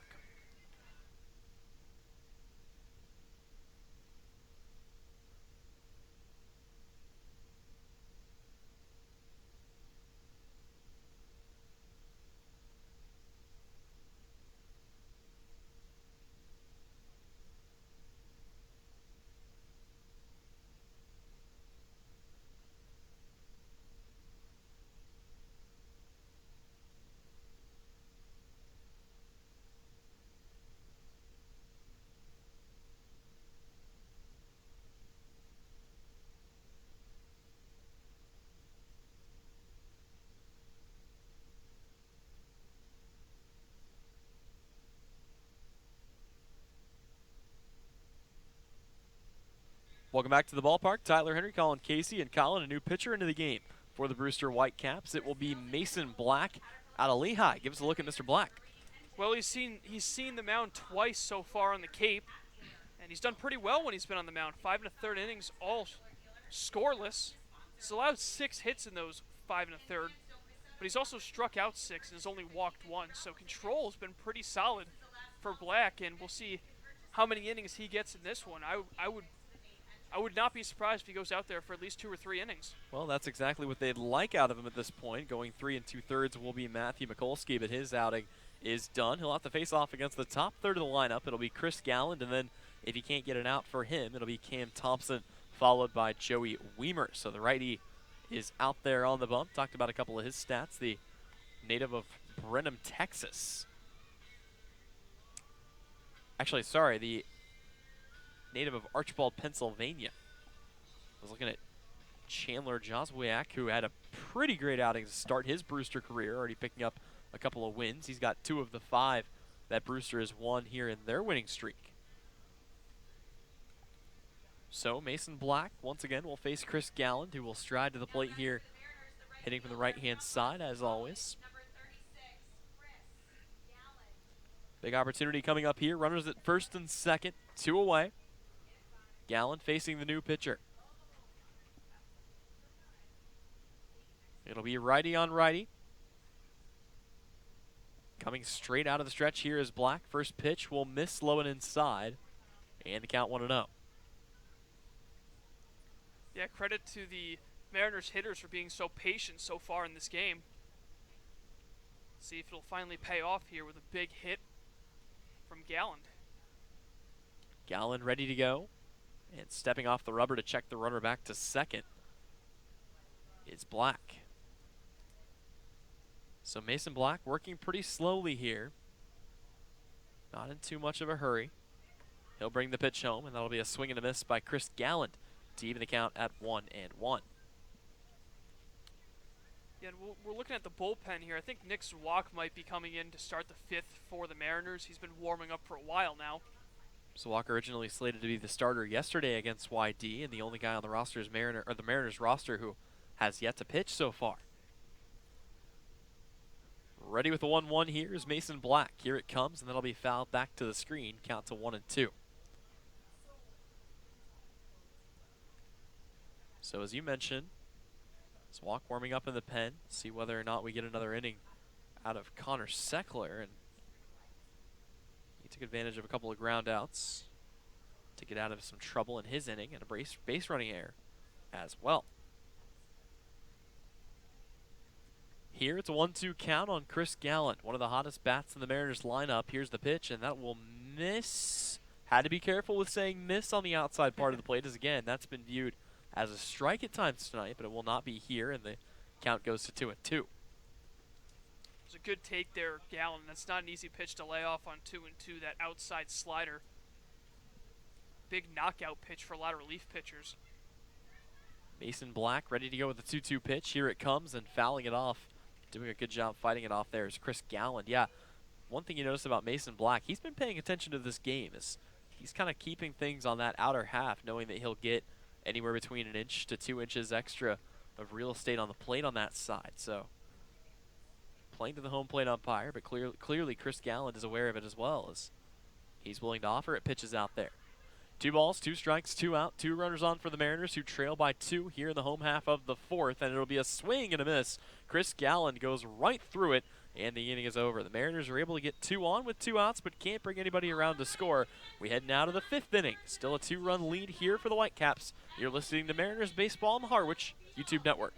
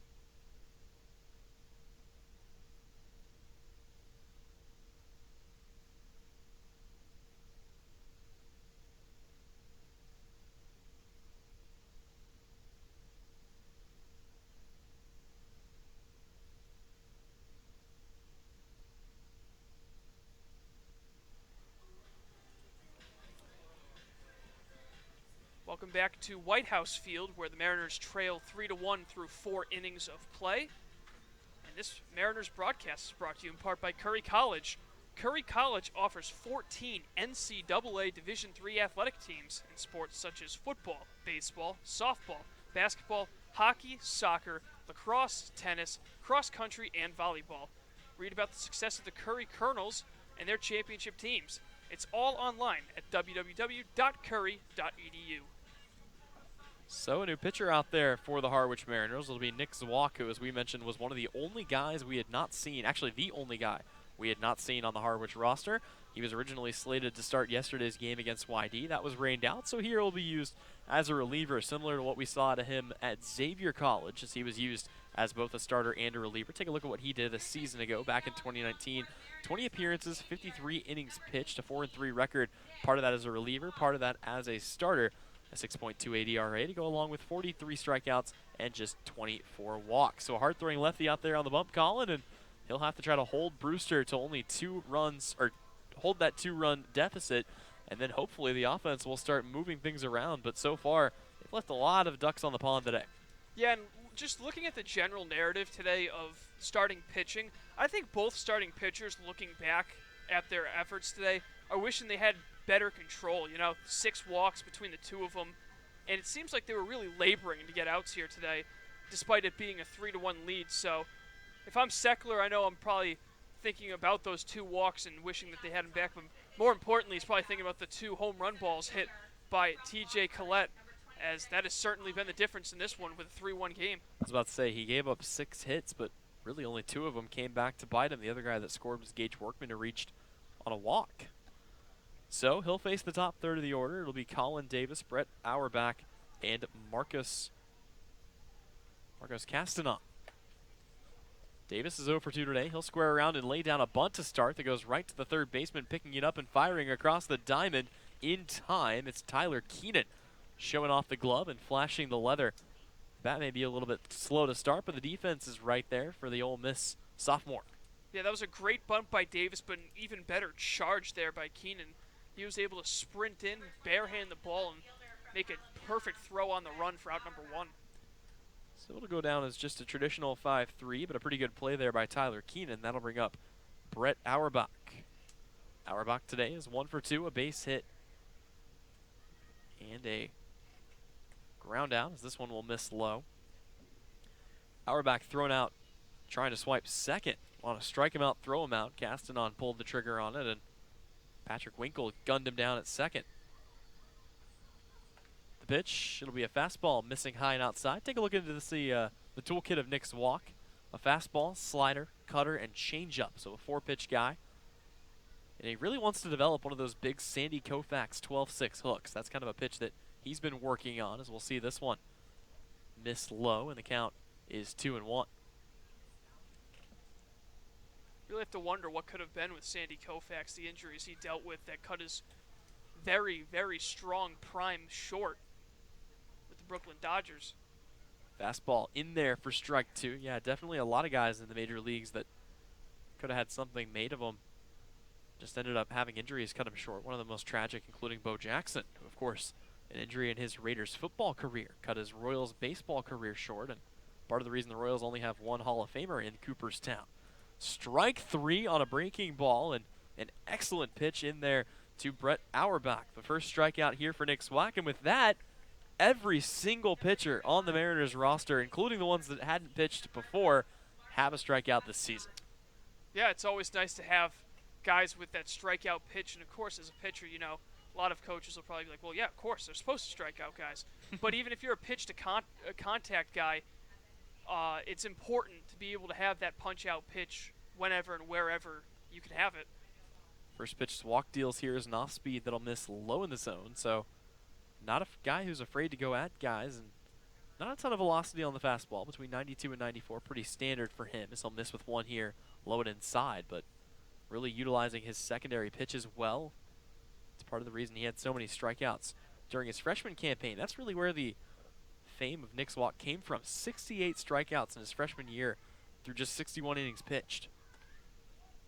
Here he'll drop a fastball in for a strike, but a little bit slower last season.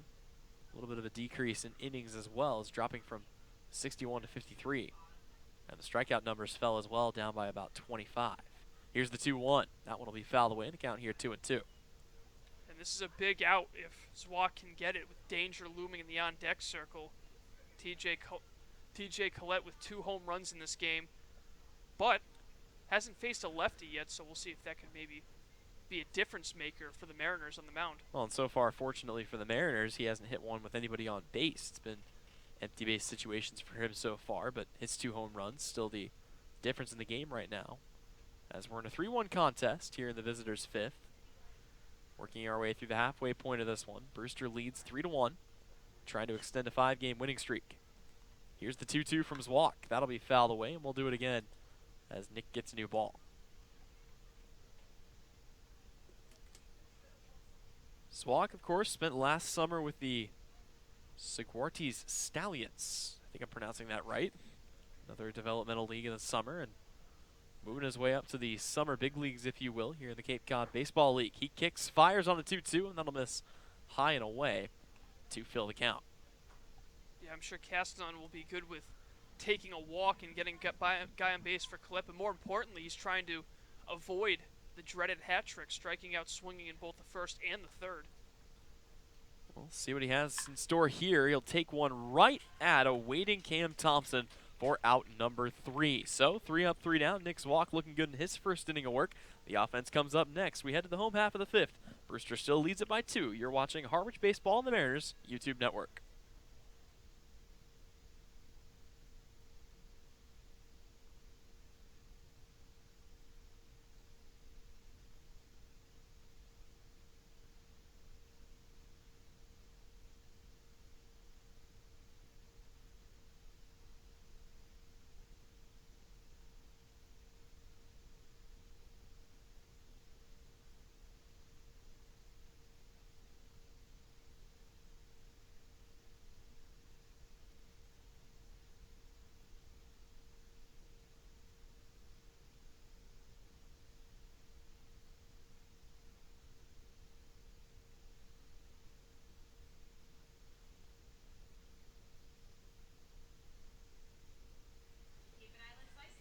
Back to baseball here at White House Field. Tyler Henry alongside Colin Casey. Plenty of action going on right now in the Cape Cod Baseball League. Take a look around the league. One game that was canceled earlier today was between Falmouth and Bourne due to field conditions.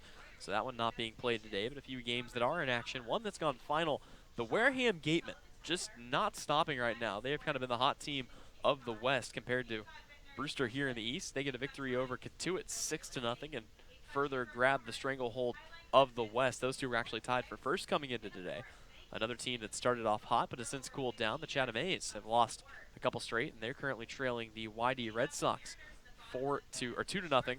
That game in the top half of the 4th. And the last game going on between the Orleans Firebirds and the Hyannis Harbor Hawks. Of course, Hyannis still on a quest for their first win of the year, and well, it's not looking good so far. It's a 4-0 lead for the Firebirds of Orleans. That game currently in the top of the 5th. Here, we head to the home half of the 5th, and it'll be the Mariners coming up to bat as taking a first pitch inside is Cam Thompson. Yeah, one quick note on YD. They were scheduled to face the Red Sox in Yarmouth yesterday. Or they were scheduled to face the Mariners, I should say, as the 0-1 misses outside. But that game will now be made up in a doubleheader. First game next Tuesday, starting at 2 p.m. So a doubleheader, as you mentioned. First game going on early on, and then 30 minutes after that, we'll have the second as Cam swings through that one to make it a 1-2 count. Back out there for another inning of work is Mason Black.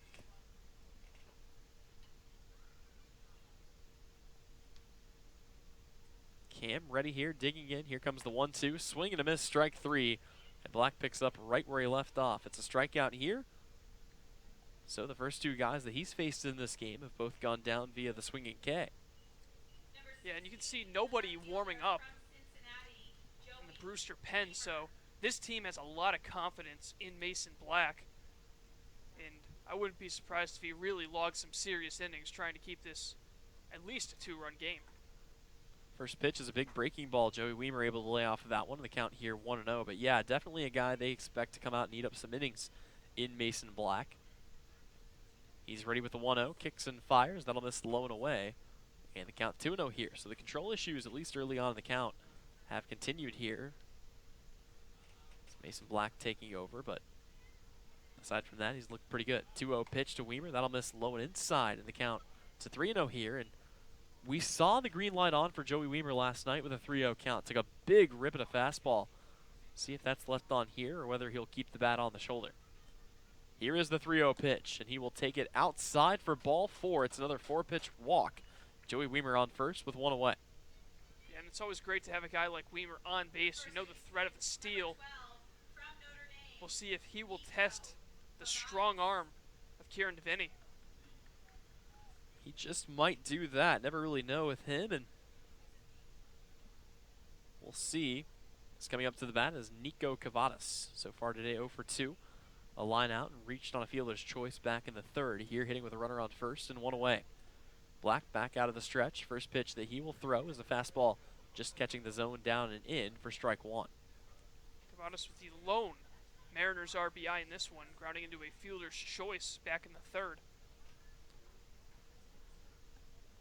0-1 pitch, Cavadas standing in, and he will take a big cut at a fastball. Just swings under it in the count here to 0-2.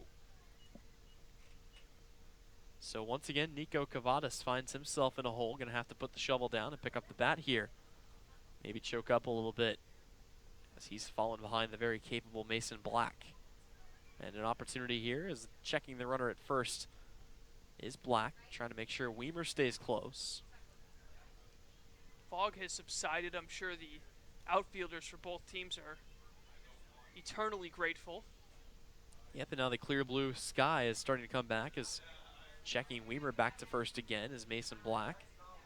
And it was so bad. I mean, there's a reason you don't use your brights when you're driving through fog, but you know, the lights out there in center field kind of reflecting back at themselves. It was a very eerie sight here at White House Field through a few innings, but it seems to have cleared up as Cavadas swings through, Cavadas swings through that one for strike 3. Yeah, Black's really working all of his pitches, making life really tough on these Mariners hitters. So after losing control of Weimer, he gets back in the strike zone and strikes out a dangerous hitter, Nico Cavadas, and now it'll be up to Christian Fedko to try to keep the inning alive. He has reached base in both of his plate appearances in this one. In the last 2 games, there have been 19 strikeouts to Mariners hitters. That is the 9 innings that were played last night and the 5 innings so far that we're almost through here, but the strikeout counts have just been racked up so high against Harwich, and a lot of it hasn't even been poor hitting. It's just been excellent pitching on the other side. An absolute gem thrown yesterday by Harrison Rutkowski, and starting the same trend today was Mikulski as this one flies off, and a good thing there's the safety netting. Letting go of his bat there was Nico Cavadas, Christian Fedko. Splintered a little bit there, and again, this is why you have safety netting, and I appreciate the fact that the Cape Cod Baseball League has come around on this because there are still major league stadiums where they don't want to move the netting out any further, and that's, you know, you have bats like that fly out of play or foul balls. It can be really dangerous to the average spectator. Yeah, and it ain't the first time we've seen that happen. It was, I think, Katuitt where we saw a Kettleer lose control of his bat and ended up in the dugout. Thankfully, no one was struck by it. So with an 0-1 count, Mason Black goes back to work on Christian Fedko, but first he'll check the runner back to first, trying to keep Joey Weimer close, clearly knowing about the speed over there on first base. Going to recollect a thumb cap out there is Christian Fedko. So he'll reapply that, stands into the batter's box here. Weimer's still getting a pretty decent lead over there on first base. He's already got 2 stolen bases this year, both coming an eye to go. Here comes the 0-1 pitch, and that'll miss low and inside. Count to 1-1 here.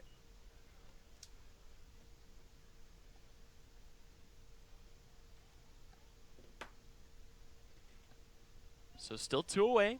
Still a 2-run lead for the Whitecaps of Brewster, visiting Harwich and White House Field here on a cloudy Wednesday afternoon. Here comes the 1-1 pitch. That'll miss high and away. And the count is 2-1 here. Calm breeze has kind of entered the ballpark as we didn't really have a lot of wind throughout. Still isn't really too strong, but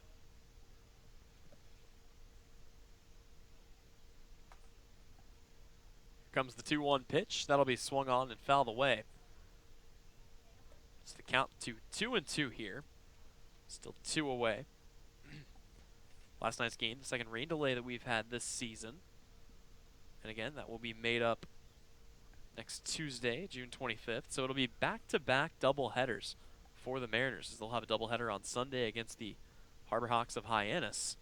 And then an off day on Monday, assuming there's not another rain out. Turn around to play a doubleheader on the road at YD.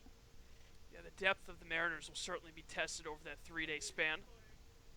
Here comes Black, ready with a 2-2. Weimer takes off. That'll bounce down to the dirt. Weimer might turn the corner. He is. He's taking off for third. Picking it up is DeVenny. There won't even be a throw. And the Mariners have a runner just 90 feet away. Yeah, that one will be scored a stolen base and then a wild pitch. So all of a sudden, with a full count, 2 away, now a base hit will make it a 1-run game. And who better to have at the plate right now than a guy who's been on base twice in this one? And that's well, really the first pitch I think either one of us have seen go back to the backstop behind Syrian DeVenny. It's been a pretty good defensive outing for him so far, but that one gets away from him. So the count is full here on Christian Fedko. Big opportunity here. He represents the tying run here in the Harwich home half of the 5th. Here comes the payoff pitch, and that'll be fouled away. We will do it again. You mentioned Fedko has reached base twice today. Had a double back in the second, thanks to a diving attempt by Solari out in right, and then technically walked in the third, but a throw at home plate didn't really allow him to do a whole lot out there. Here he's got a big chance from the right-handed batter's box. It's a full count here for Black, who comes set from the stretch, checks the runner and brings it home, and that will be low and inside. And again, Colin, it seems like that normally would be a strike, but this umpire's idea of the strike zone is shifted to the right. That works both ways, as that pitch looked good on the inside corner, but ends up missing. So it's going to be runners at the corners here with 2 away for Pat Winkle. And a big opportunity for Winkle to break out of this mini slump here in this game, being 0 for 2 with a couple of strikeouts in his first 2 at-bats. And the same goes for the guy on deck for Michael Rothenberg. So the 2 catchers have had their struggles against Brewster pitching. But another golden opportunity for the Mariners to strike. Mason Black ready with the first pitch, and he'll bring that home to Pat Winkle, who swings through it for strike 1. Yeah, runners at the corners, another big chance here. They've already left 6 on base in this game. That number would increase to 8. This continues. Brewster trying to conserve the lead, trying to conserve their 5-game winning streak here on the road. That would require them to get a win here at White House Field. Black ready with the 0-1, and this one will be fouled away. So falling behind in another count here is Pat Winkle. Yeah, not what you want to do against Black. That's why it was so important for Fedko to work that count. Same goes for Weimer. Now with an 0-2 count, not sure what to expect from the pitcher Black, who's got a variety of pitches he can go to in a no-ball, 2-strike count. Came into this game with 6 strikeouts, has since picked up 2 more. Looking for another one here with an 0-2 count to Pat Winkle, who will lay off of a high fastball. And now the fog, Colin, starting to set in again, just as you thanked it for leaving. It's like a rock concert out there. Like right? Those fog machines. It's a rock concert or a haunted house. Feels more like the latter for the Mariners, who have been struggling to get runs across here in this game. But they only trail by 2, and the tying run is standing on first base. Here comes the 1-2 to Pat Winkle. And that one will just miss, as it looked like Syrian DeVenny was ready to head back to the dugout, and you can kind of see Al Moscone say, no, come back here. Pitch looked pretty good from there on the outside corner. Good spot from from Black to Winkle. But now a 2-2 count. So Winkle digs in, righty on lefty here. Winkle looking to make something happen, and the 2-2 is low and away. So a big pitch coming up here for Mason Black. Still nobody up in the bullpen. And once again, with the runner at first going, a ball that's at least moderately in the gap could tie this game if Winkle can get it done here. Big time spot for the catcher here in his second game as a Harwich Mariner. Payoff pitch, runner takes off, swing and a miss, strike 3. And going down for a third time today on strikes is Pat Winkle. Once again, the Mariners are able to get a couple on, but strand them. That is the 8th runners that they've stranded on the base paths in this game. We head on to the 6th inning. Mariners still trail up by 2. You're watching Harwich Baseball on the Mariners YouTube network.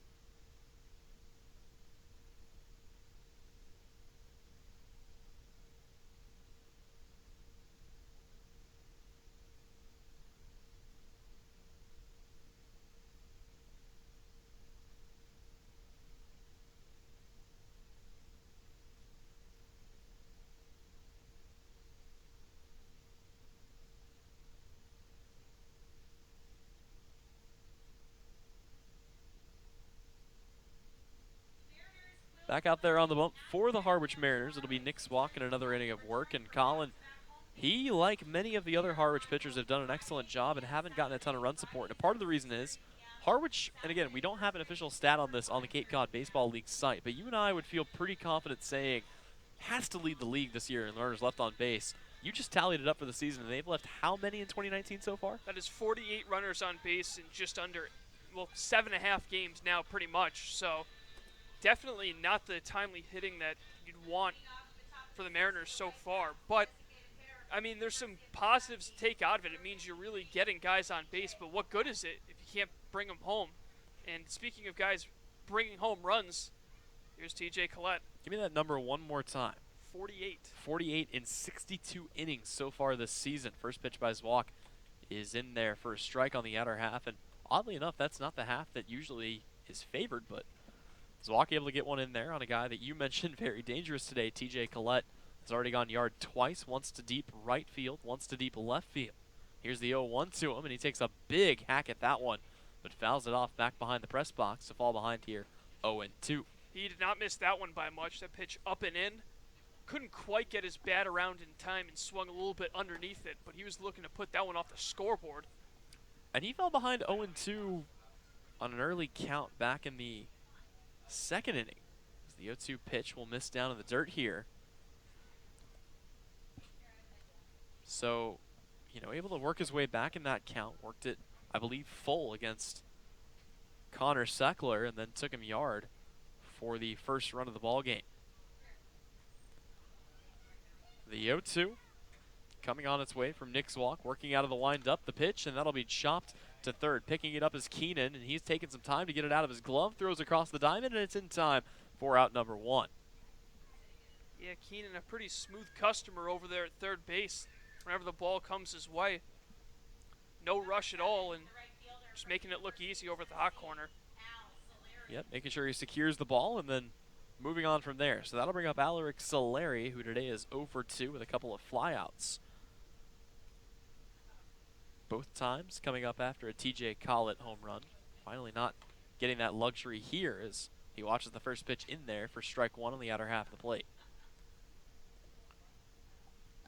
A couple of flyouts to left by Solari following those home runs by Collett, both of which didn't really miss by much. This pitch will be fouled back to the screen, and the count is 0-2 here.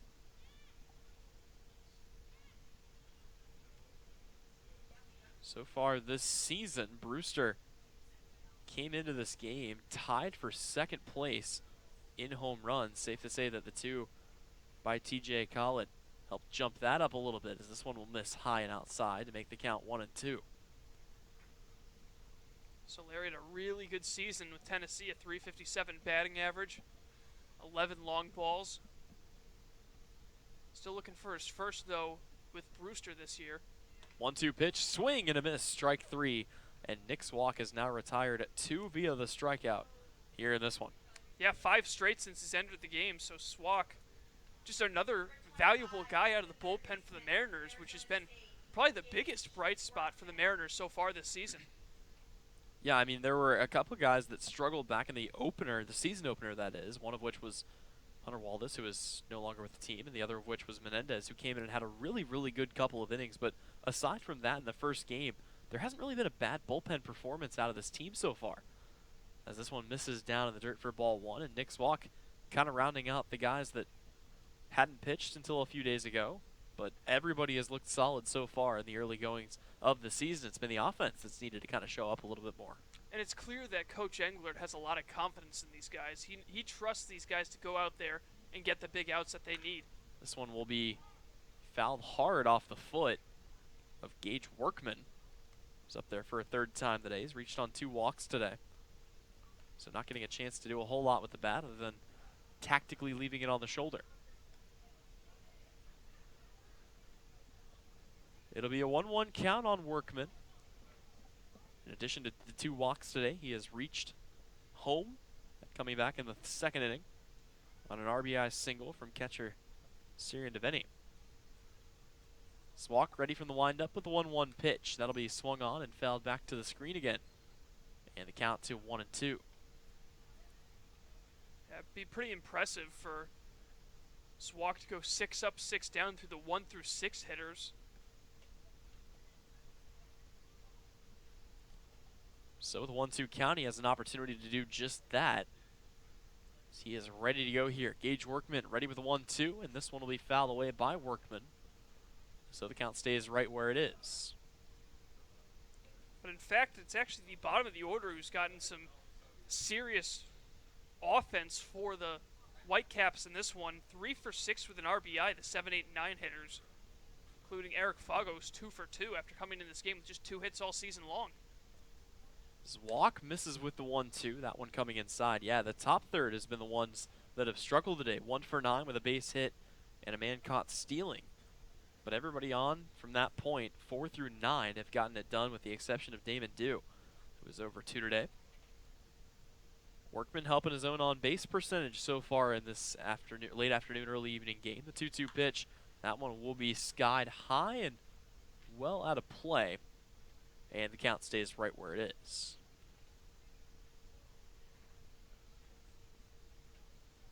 You can join the conversation with us all season long. Tyler Henry and Colin Casey here on the broadcast. Tweet us your questions mid-game, and we'll try to get to them as best we can. That's at TBH Sports and at Colin_Casey7.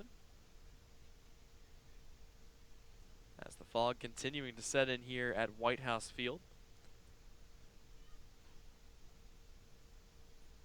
So, Gage Workman ready for another 2-2 offering here from Nick Swak, and here it comes. That one will be lifted high in the air. Chasing it back is Winkle. Looks like this one's going to go out of play, and it will.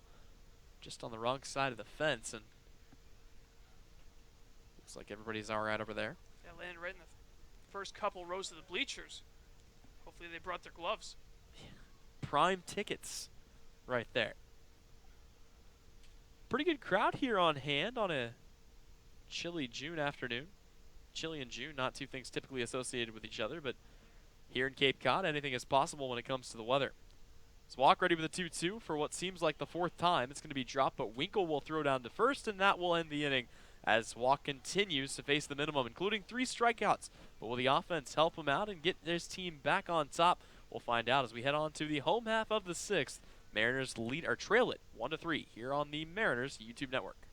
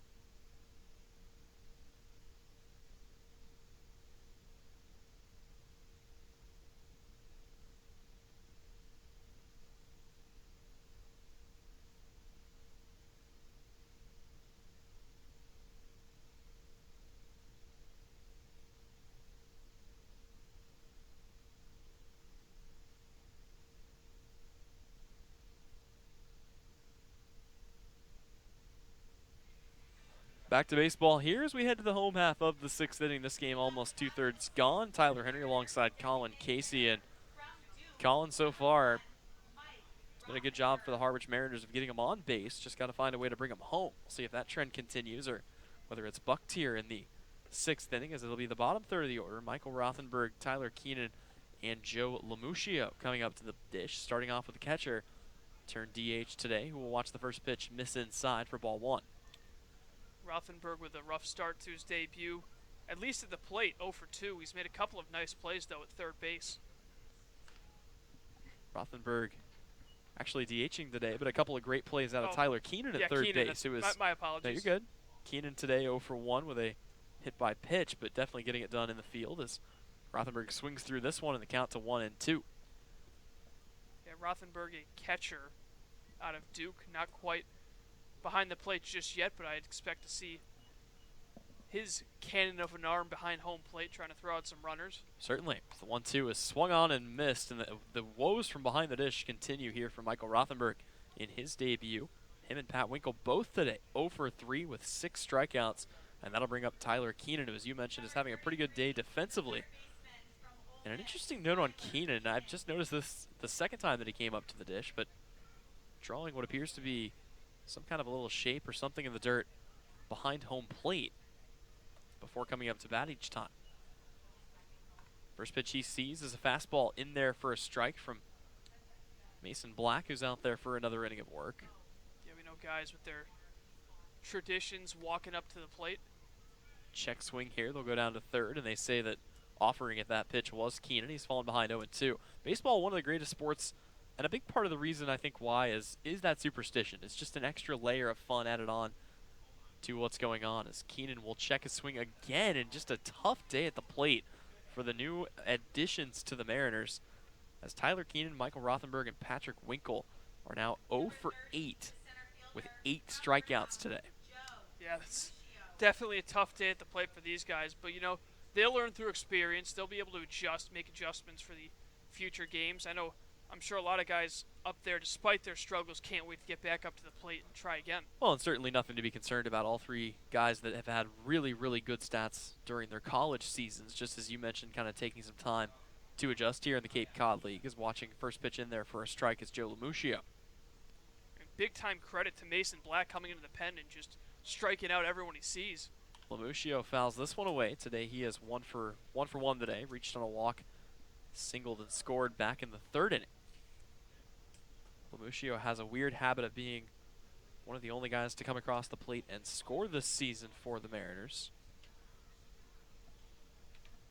depending on the game that you're looking at. So it's no 2 count here. Mason Black continuing to work, as you mentioned, a couple of really quality innings here out of the bullpen.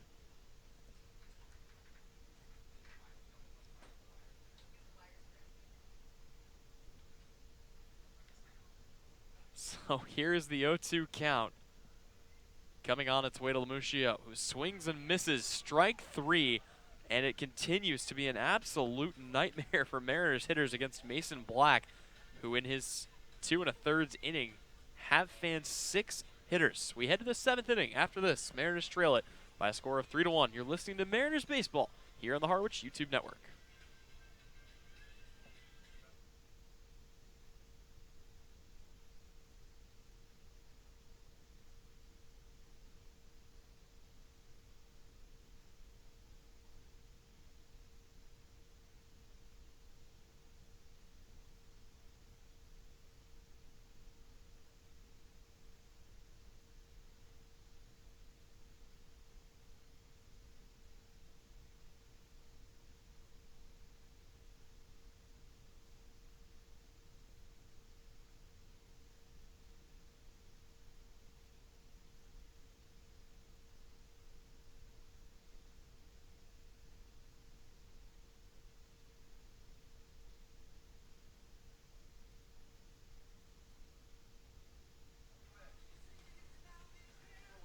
Welcome back to White House Field as we are through 6 innings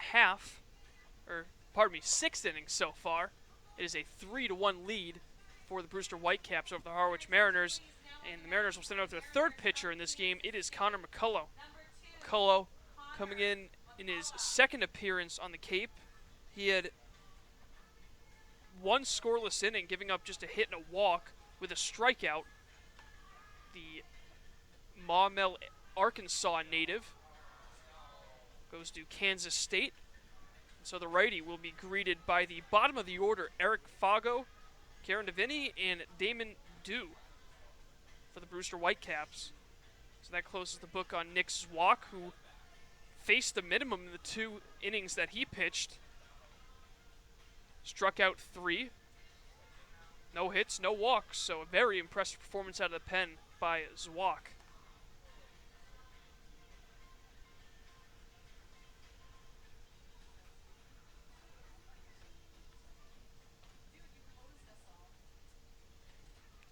So digging in is Eric Fago, who's 2 for 2 with a pair of singles, coming in the 2nd and the 4th.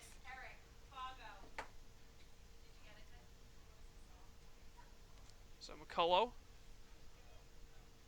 from the windup. As fog thickens once again, the first pitch he throws is on the inside corner for a strike.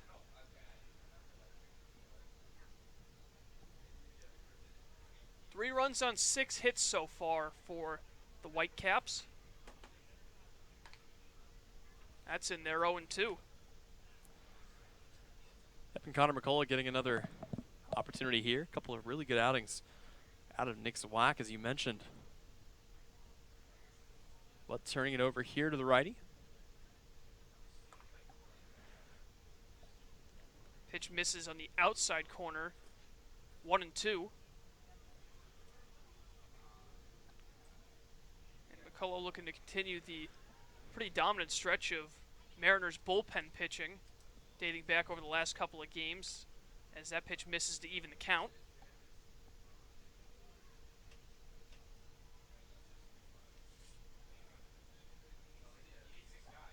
The 2-2. Fouled off down the right field line out of play. Fago, 6'5", 245 pounds, one of the larger guys on the team. The tallest for the Whitecaps being Jimmy Ramsey at 6'9". Big Minnesota kid.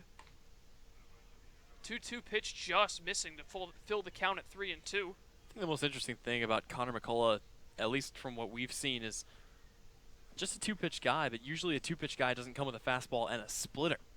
So an interesting off-speed pitch that he has. But McCullough misses low for ball 4, so after a good start to the at-bat, it's a walk to Fago, so the leadoff man once again on for the Whitecaps. Yep, finding a way to get on base all 3 times tonight, and that'll bring up a guy from around here, UMass Lowell guy, one of your school's rivals, I'm sure. Oh yeah, big rivalry, especially when it comes to hockey. The Riverhawks. But DeVinny from Manalapan, New Jersey. First pitch he sees from McCullough's on the outside corner for a strike. DeVinny singled and drove in a run in the top of the 2nd. He grounded out to the pitcher in the 4th. Yep, and he came into this game 0 for 3, but ripped an RBI single back in the 2nd inning that really gave Brewster a good kickstart. 0-1, that one's on the inside corner, so McCullough working both sides of the plate to put DeVinny down 0-2. Yep, doing a good job staying ahead of hitters. That's one of the biggest things that this Harwich pitching core has also done this season, just getting ahead of guys and staying ahead of guys as time has gone on. They haven't really gotten themselves into a lot of 3-0, 3-1 kind of counts. So we'll see what he has in store here with an elongated look over there at the runner on first. And the 0-2 will miss just high. Looking there with the off speed. Yep, trying to throw that split seamer up in the zone, which traditionally not the location you see guys use that for. A lot of them want to keep it low, have it look like a fastball early, and then have it just drop off a table there at the last second. The 1-2. And DeVinny's able to fight that one off and stay alive. The fog has certainly come back with a vengeance here, kind of drifting in and out of White House Field tonight. And it is back. Good thing we do have lights on the field, though, here. Not something that every team in the league has the luxury of. Can make nights like this difficult to get through games. Decent jump at first, but no running, and there's strike three as Davini goes down swinging. He's now 1 for 3 on the day, and there's one away in the top of the 7th. And that'll bring up Damon Dew, who's the only guy in the bottom part of the order who has not produced today. He's 0 for 2. A strikeout and a ground out, but you might say, Colin, he's not having a bad day. He's just due. Gotta love baseball puns. You certainly do. That was an accident. First pitch misses up and in to Dew. Dew from Dayton, Ohio. One of the couple of lefties in the lineup. Not a lot of them. The 1-0 fouled straight back.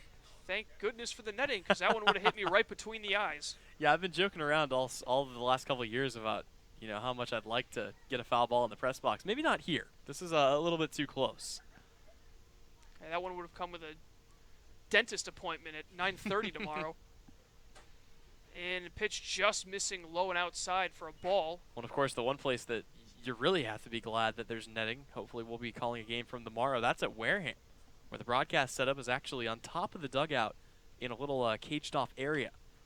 So this will miss low and away, and they have protective netting, but if a foul ball comes in, you still see it give way right in front of you. It won't hit you or your equipment, but you're right there on top of the action.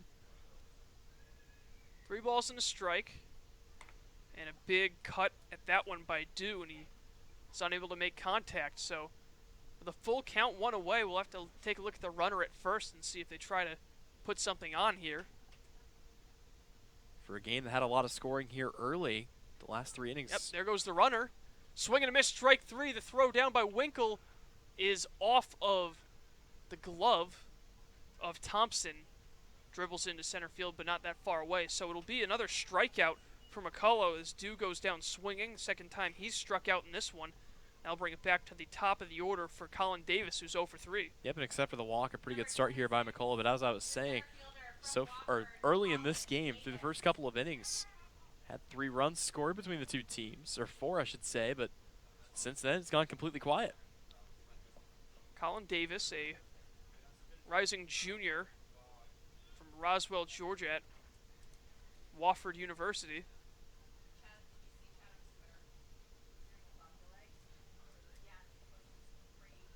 And the first pitch, and it's a swing, and they're going to call time. Is a foul ball here? I believe they're going to give him a foul ball. It did sound like it made contact with the wood. You wonder if maybe it kind of pinched his fingers in between the wood, but regardless of whether he fouled that ball or not, that was a complete swing there, so that is going to be ruled a strike. And Davis is really shaking that right hand. Yeah, got to be careful, and it's always dangerous when you see a guy kind of get jammed like that, but try to make the most of it and just shake it off here. Is now one of the trainers will come out and have a look at him. Really quick update from Chatham. They are in a fog delay right now. May or may not be able to get through that game. As bad as the fog's been here, I'm looking at the pictures from Chatham, and, well, it's nothing like that here.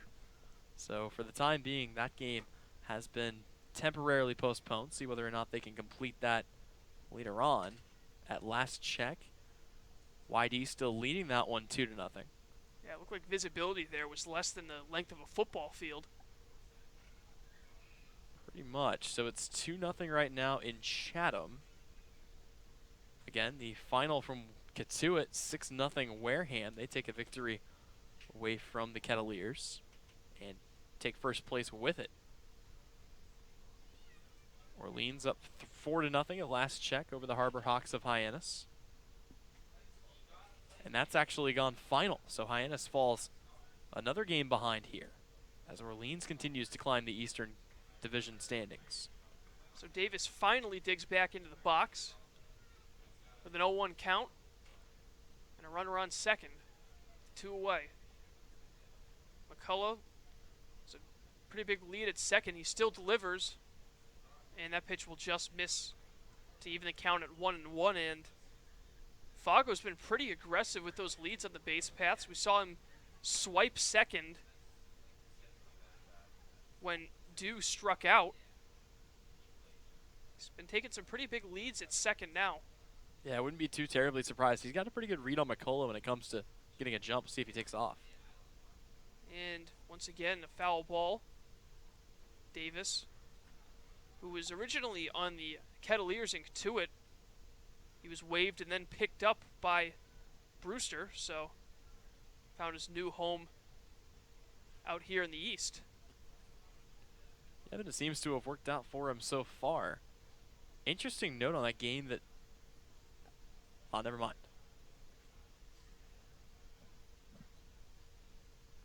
One ball, 2 strikes, 2 outs. The pitch. Broken bat, flare out towards left center field. That's going to get down and score a run. Scoring from second is Fago, and it's going to be an RBI double for Colin Davis, and that will push the lead to 3 for Brewster. It's now 4-1.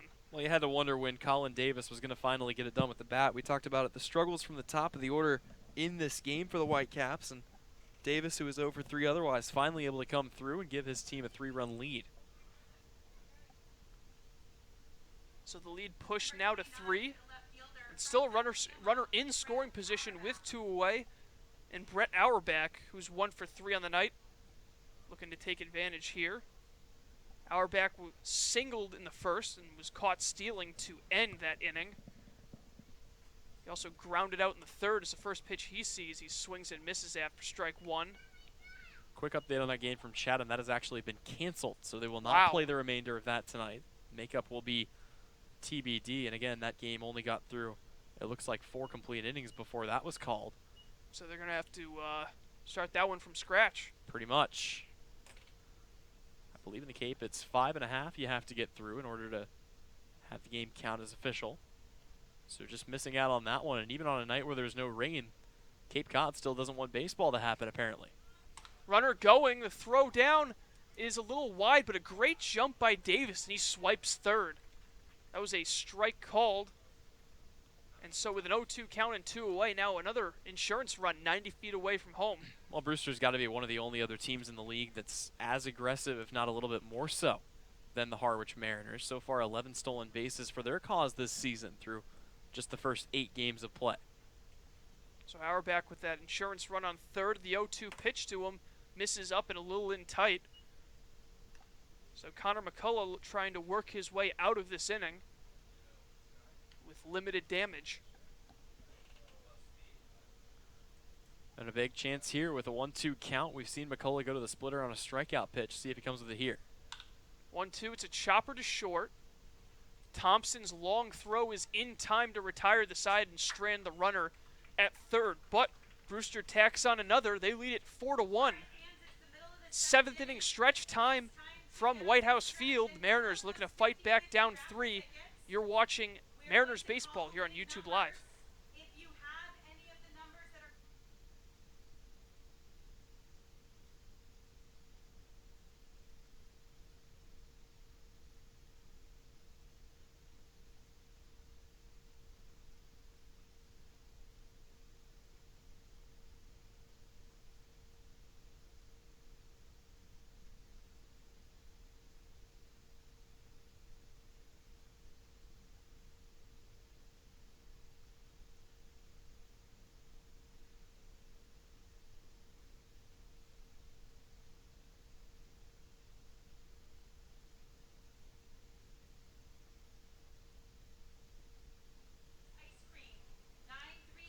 And welcome back to White House Field. Brewster leading Harwich 4-1 as the M's try to at least cut into that deficit at the plate. But Tyler, a lot of strikeouts and a lot of guys left on base in this game for the Mariners, as it's just been a frustrating first 6 innings at the plate. Yeah, well, it's been another absolute pitching clinic by the likes of Matthew Mikulski and now on the mound and Mason Black. Black so far has only pitched 2 1/3, but in that time, he's been able to rack up 6 strikeouts, so the Mariners really just unable to get hits off of him. That's been a big problem. They're going to have to find a way to get to him here, as they're now down to their final 9 outs. Still plenty of time left in this one, only a 3-run lead, but Harwich needing runs and needing them in a hurry here, and they'll turn to the top of the order to do just that. So this is now the second time that Black will face Gall in the first repeat, as first pitch misses. Gallen popped out in the popped out in the first. He walked as he hits a comebacker up the middle. Going to be a tough play, and it's thrown away. And the ball will end up in the dugout, and so now it'll be a runner in scoring position to lead off the bottom of the 7th, and we'll wait a ruling on that ball. Well, we've seen that before. Get the feeling they're probably going to give him a hit on this play. Again, that was a good job of hustling down the line there by Chris Galland, and they will rule it a hit here. No, they're going to rule it an error. No, I think it's going to be a hit and an error, I believe, on the play. So a single and an error for Galland. So that was the first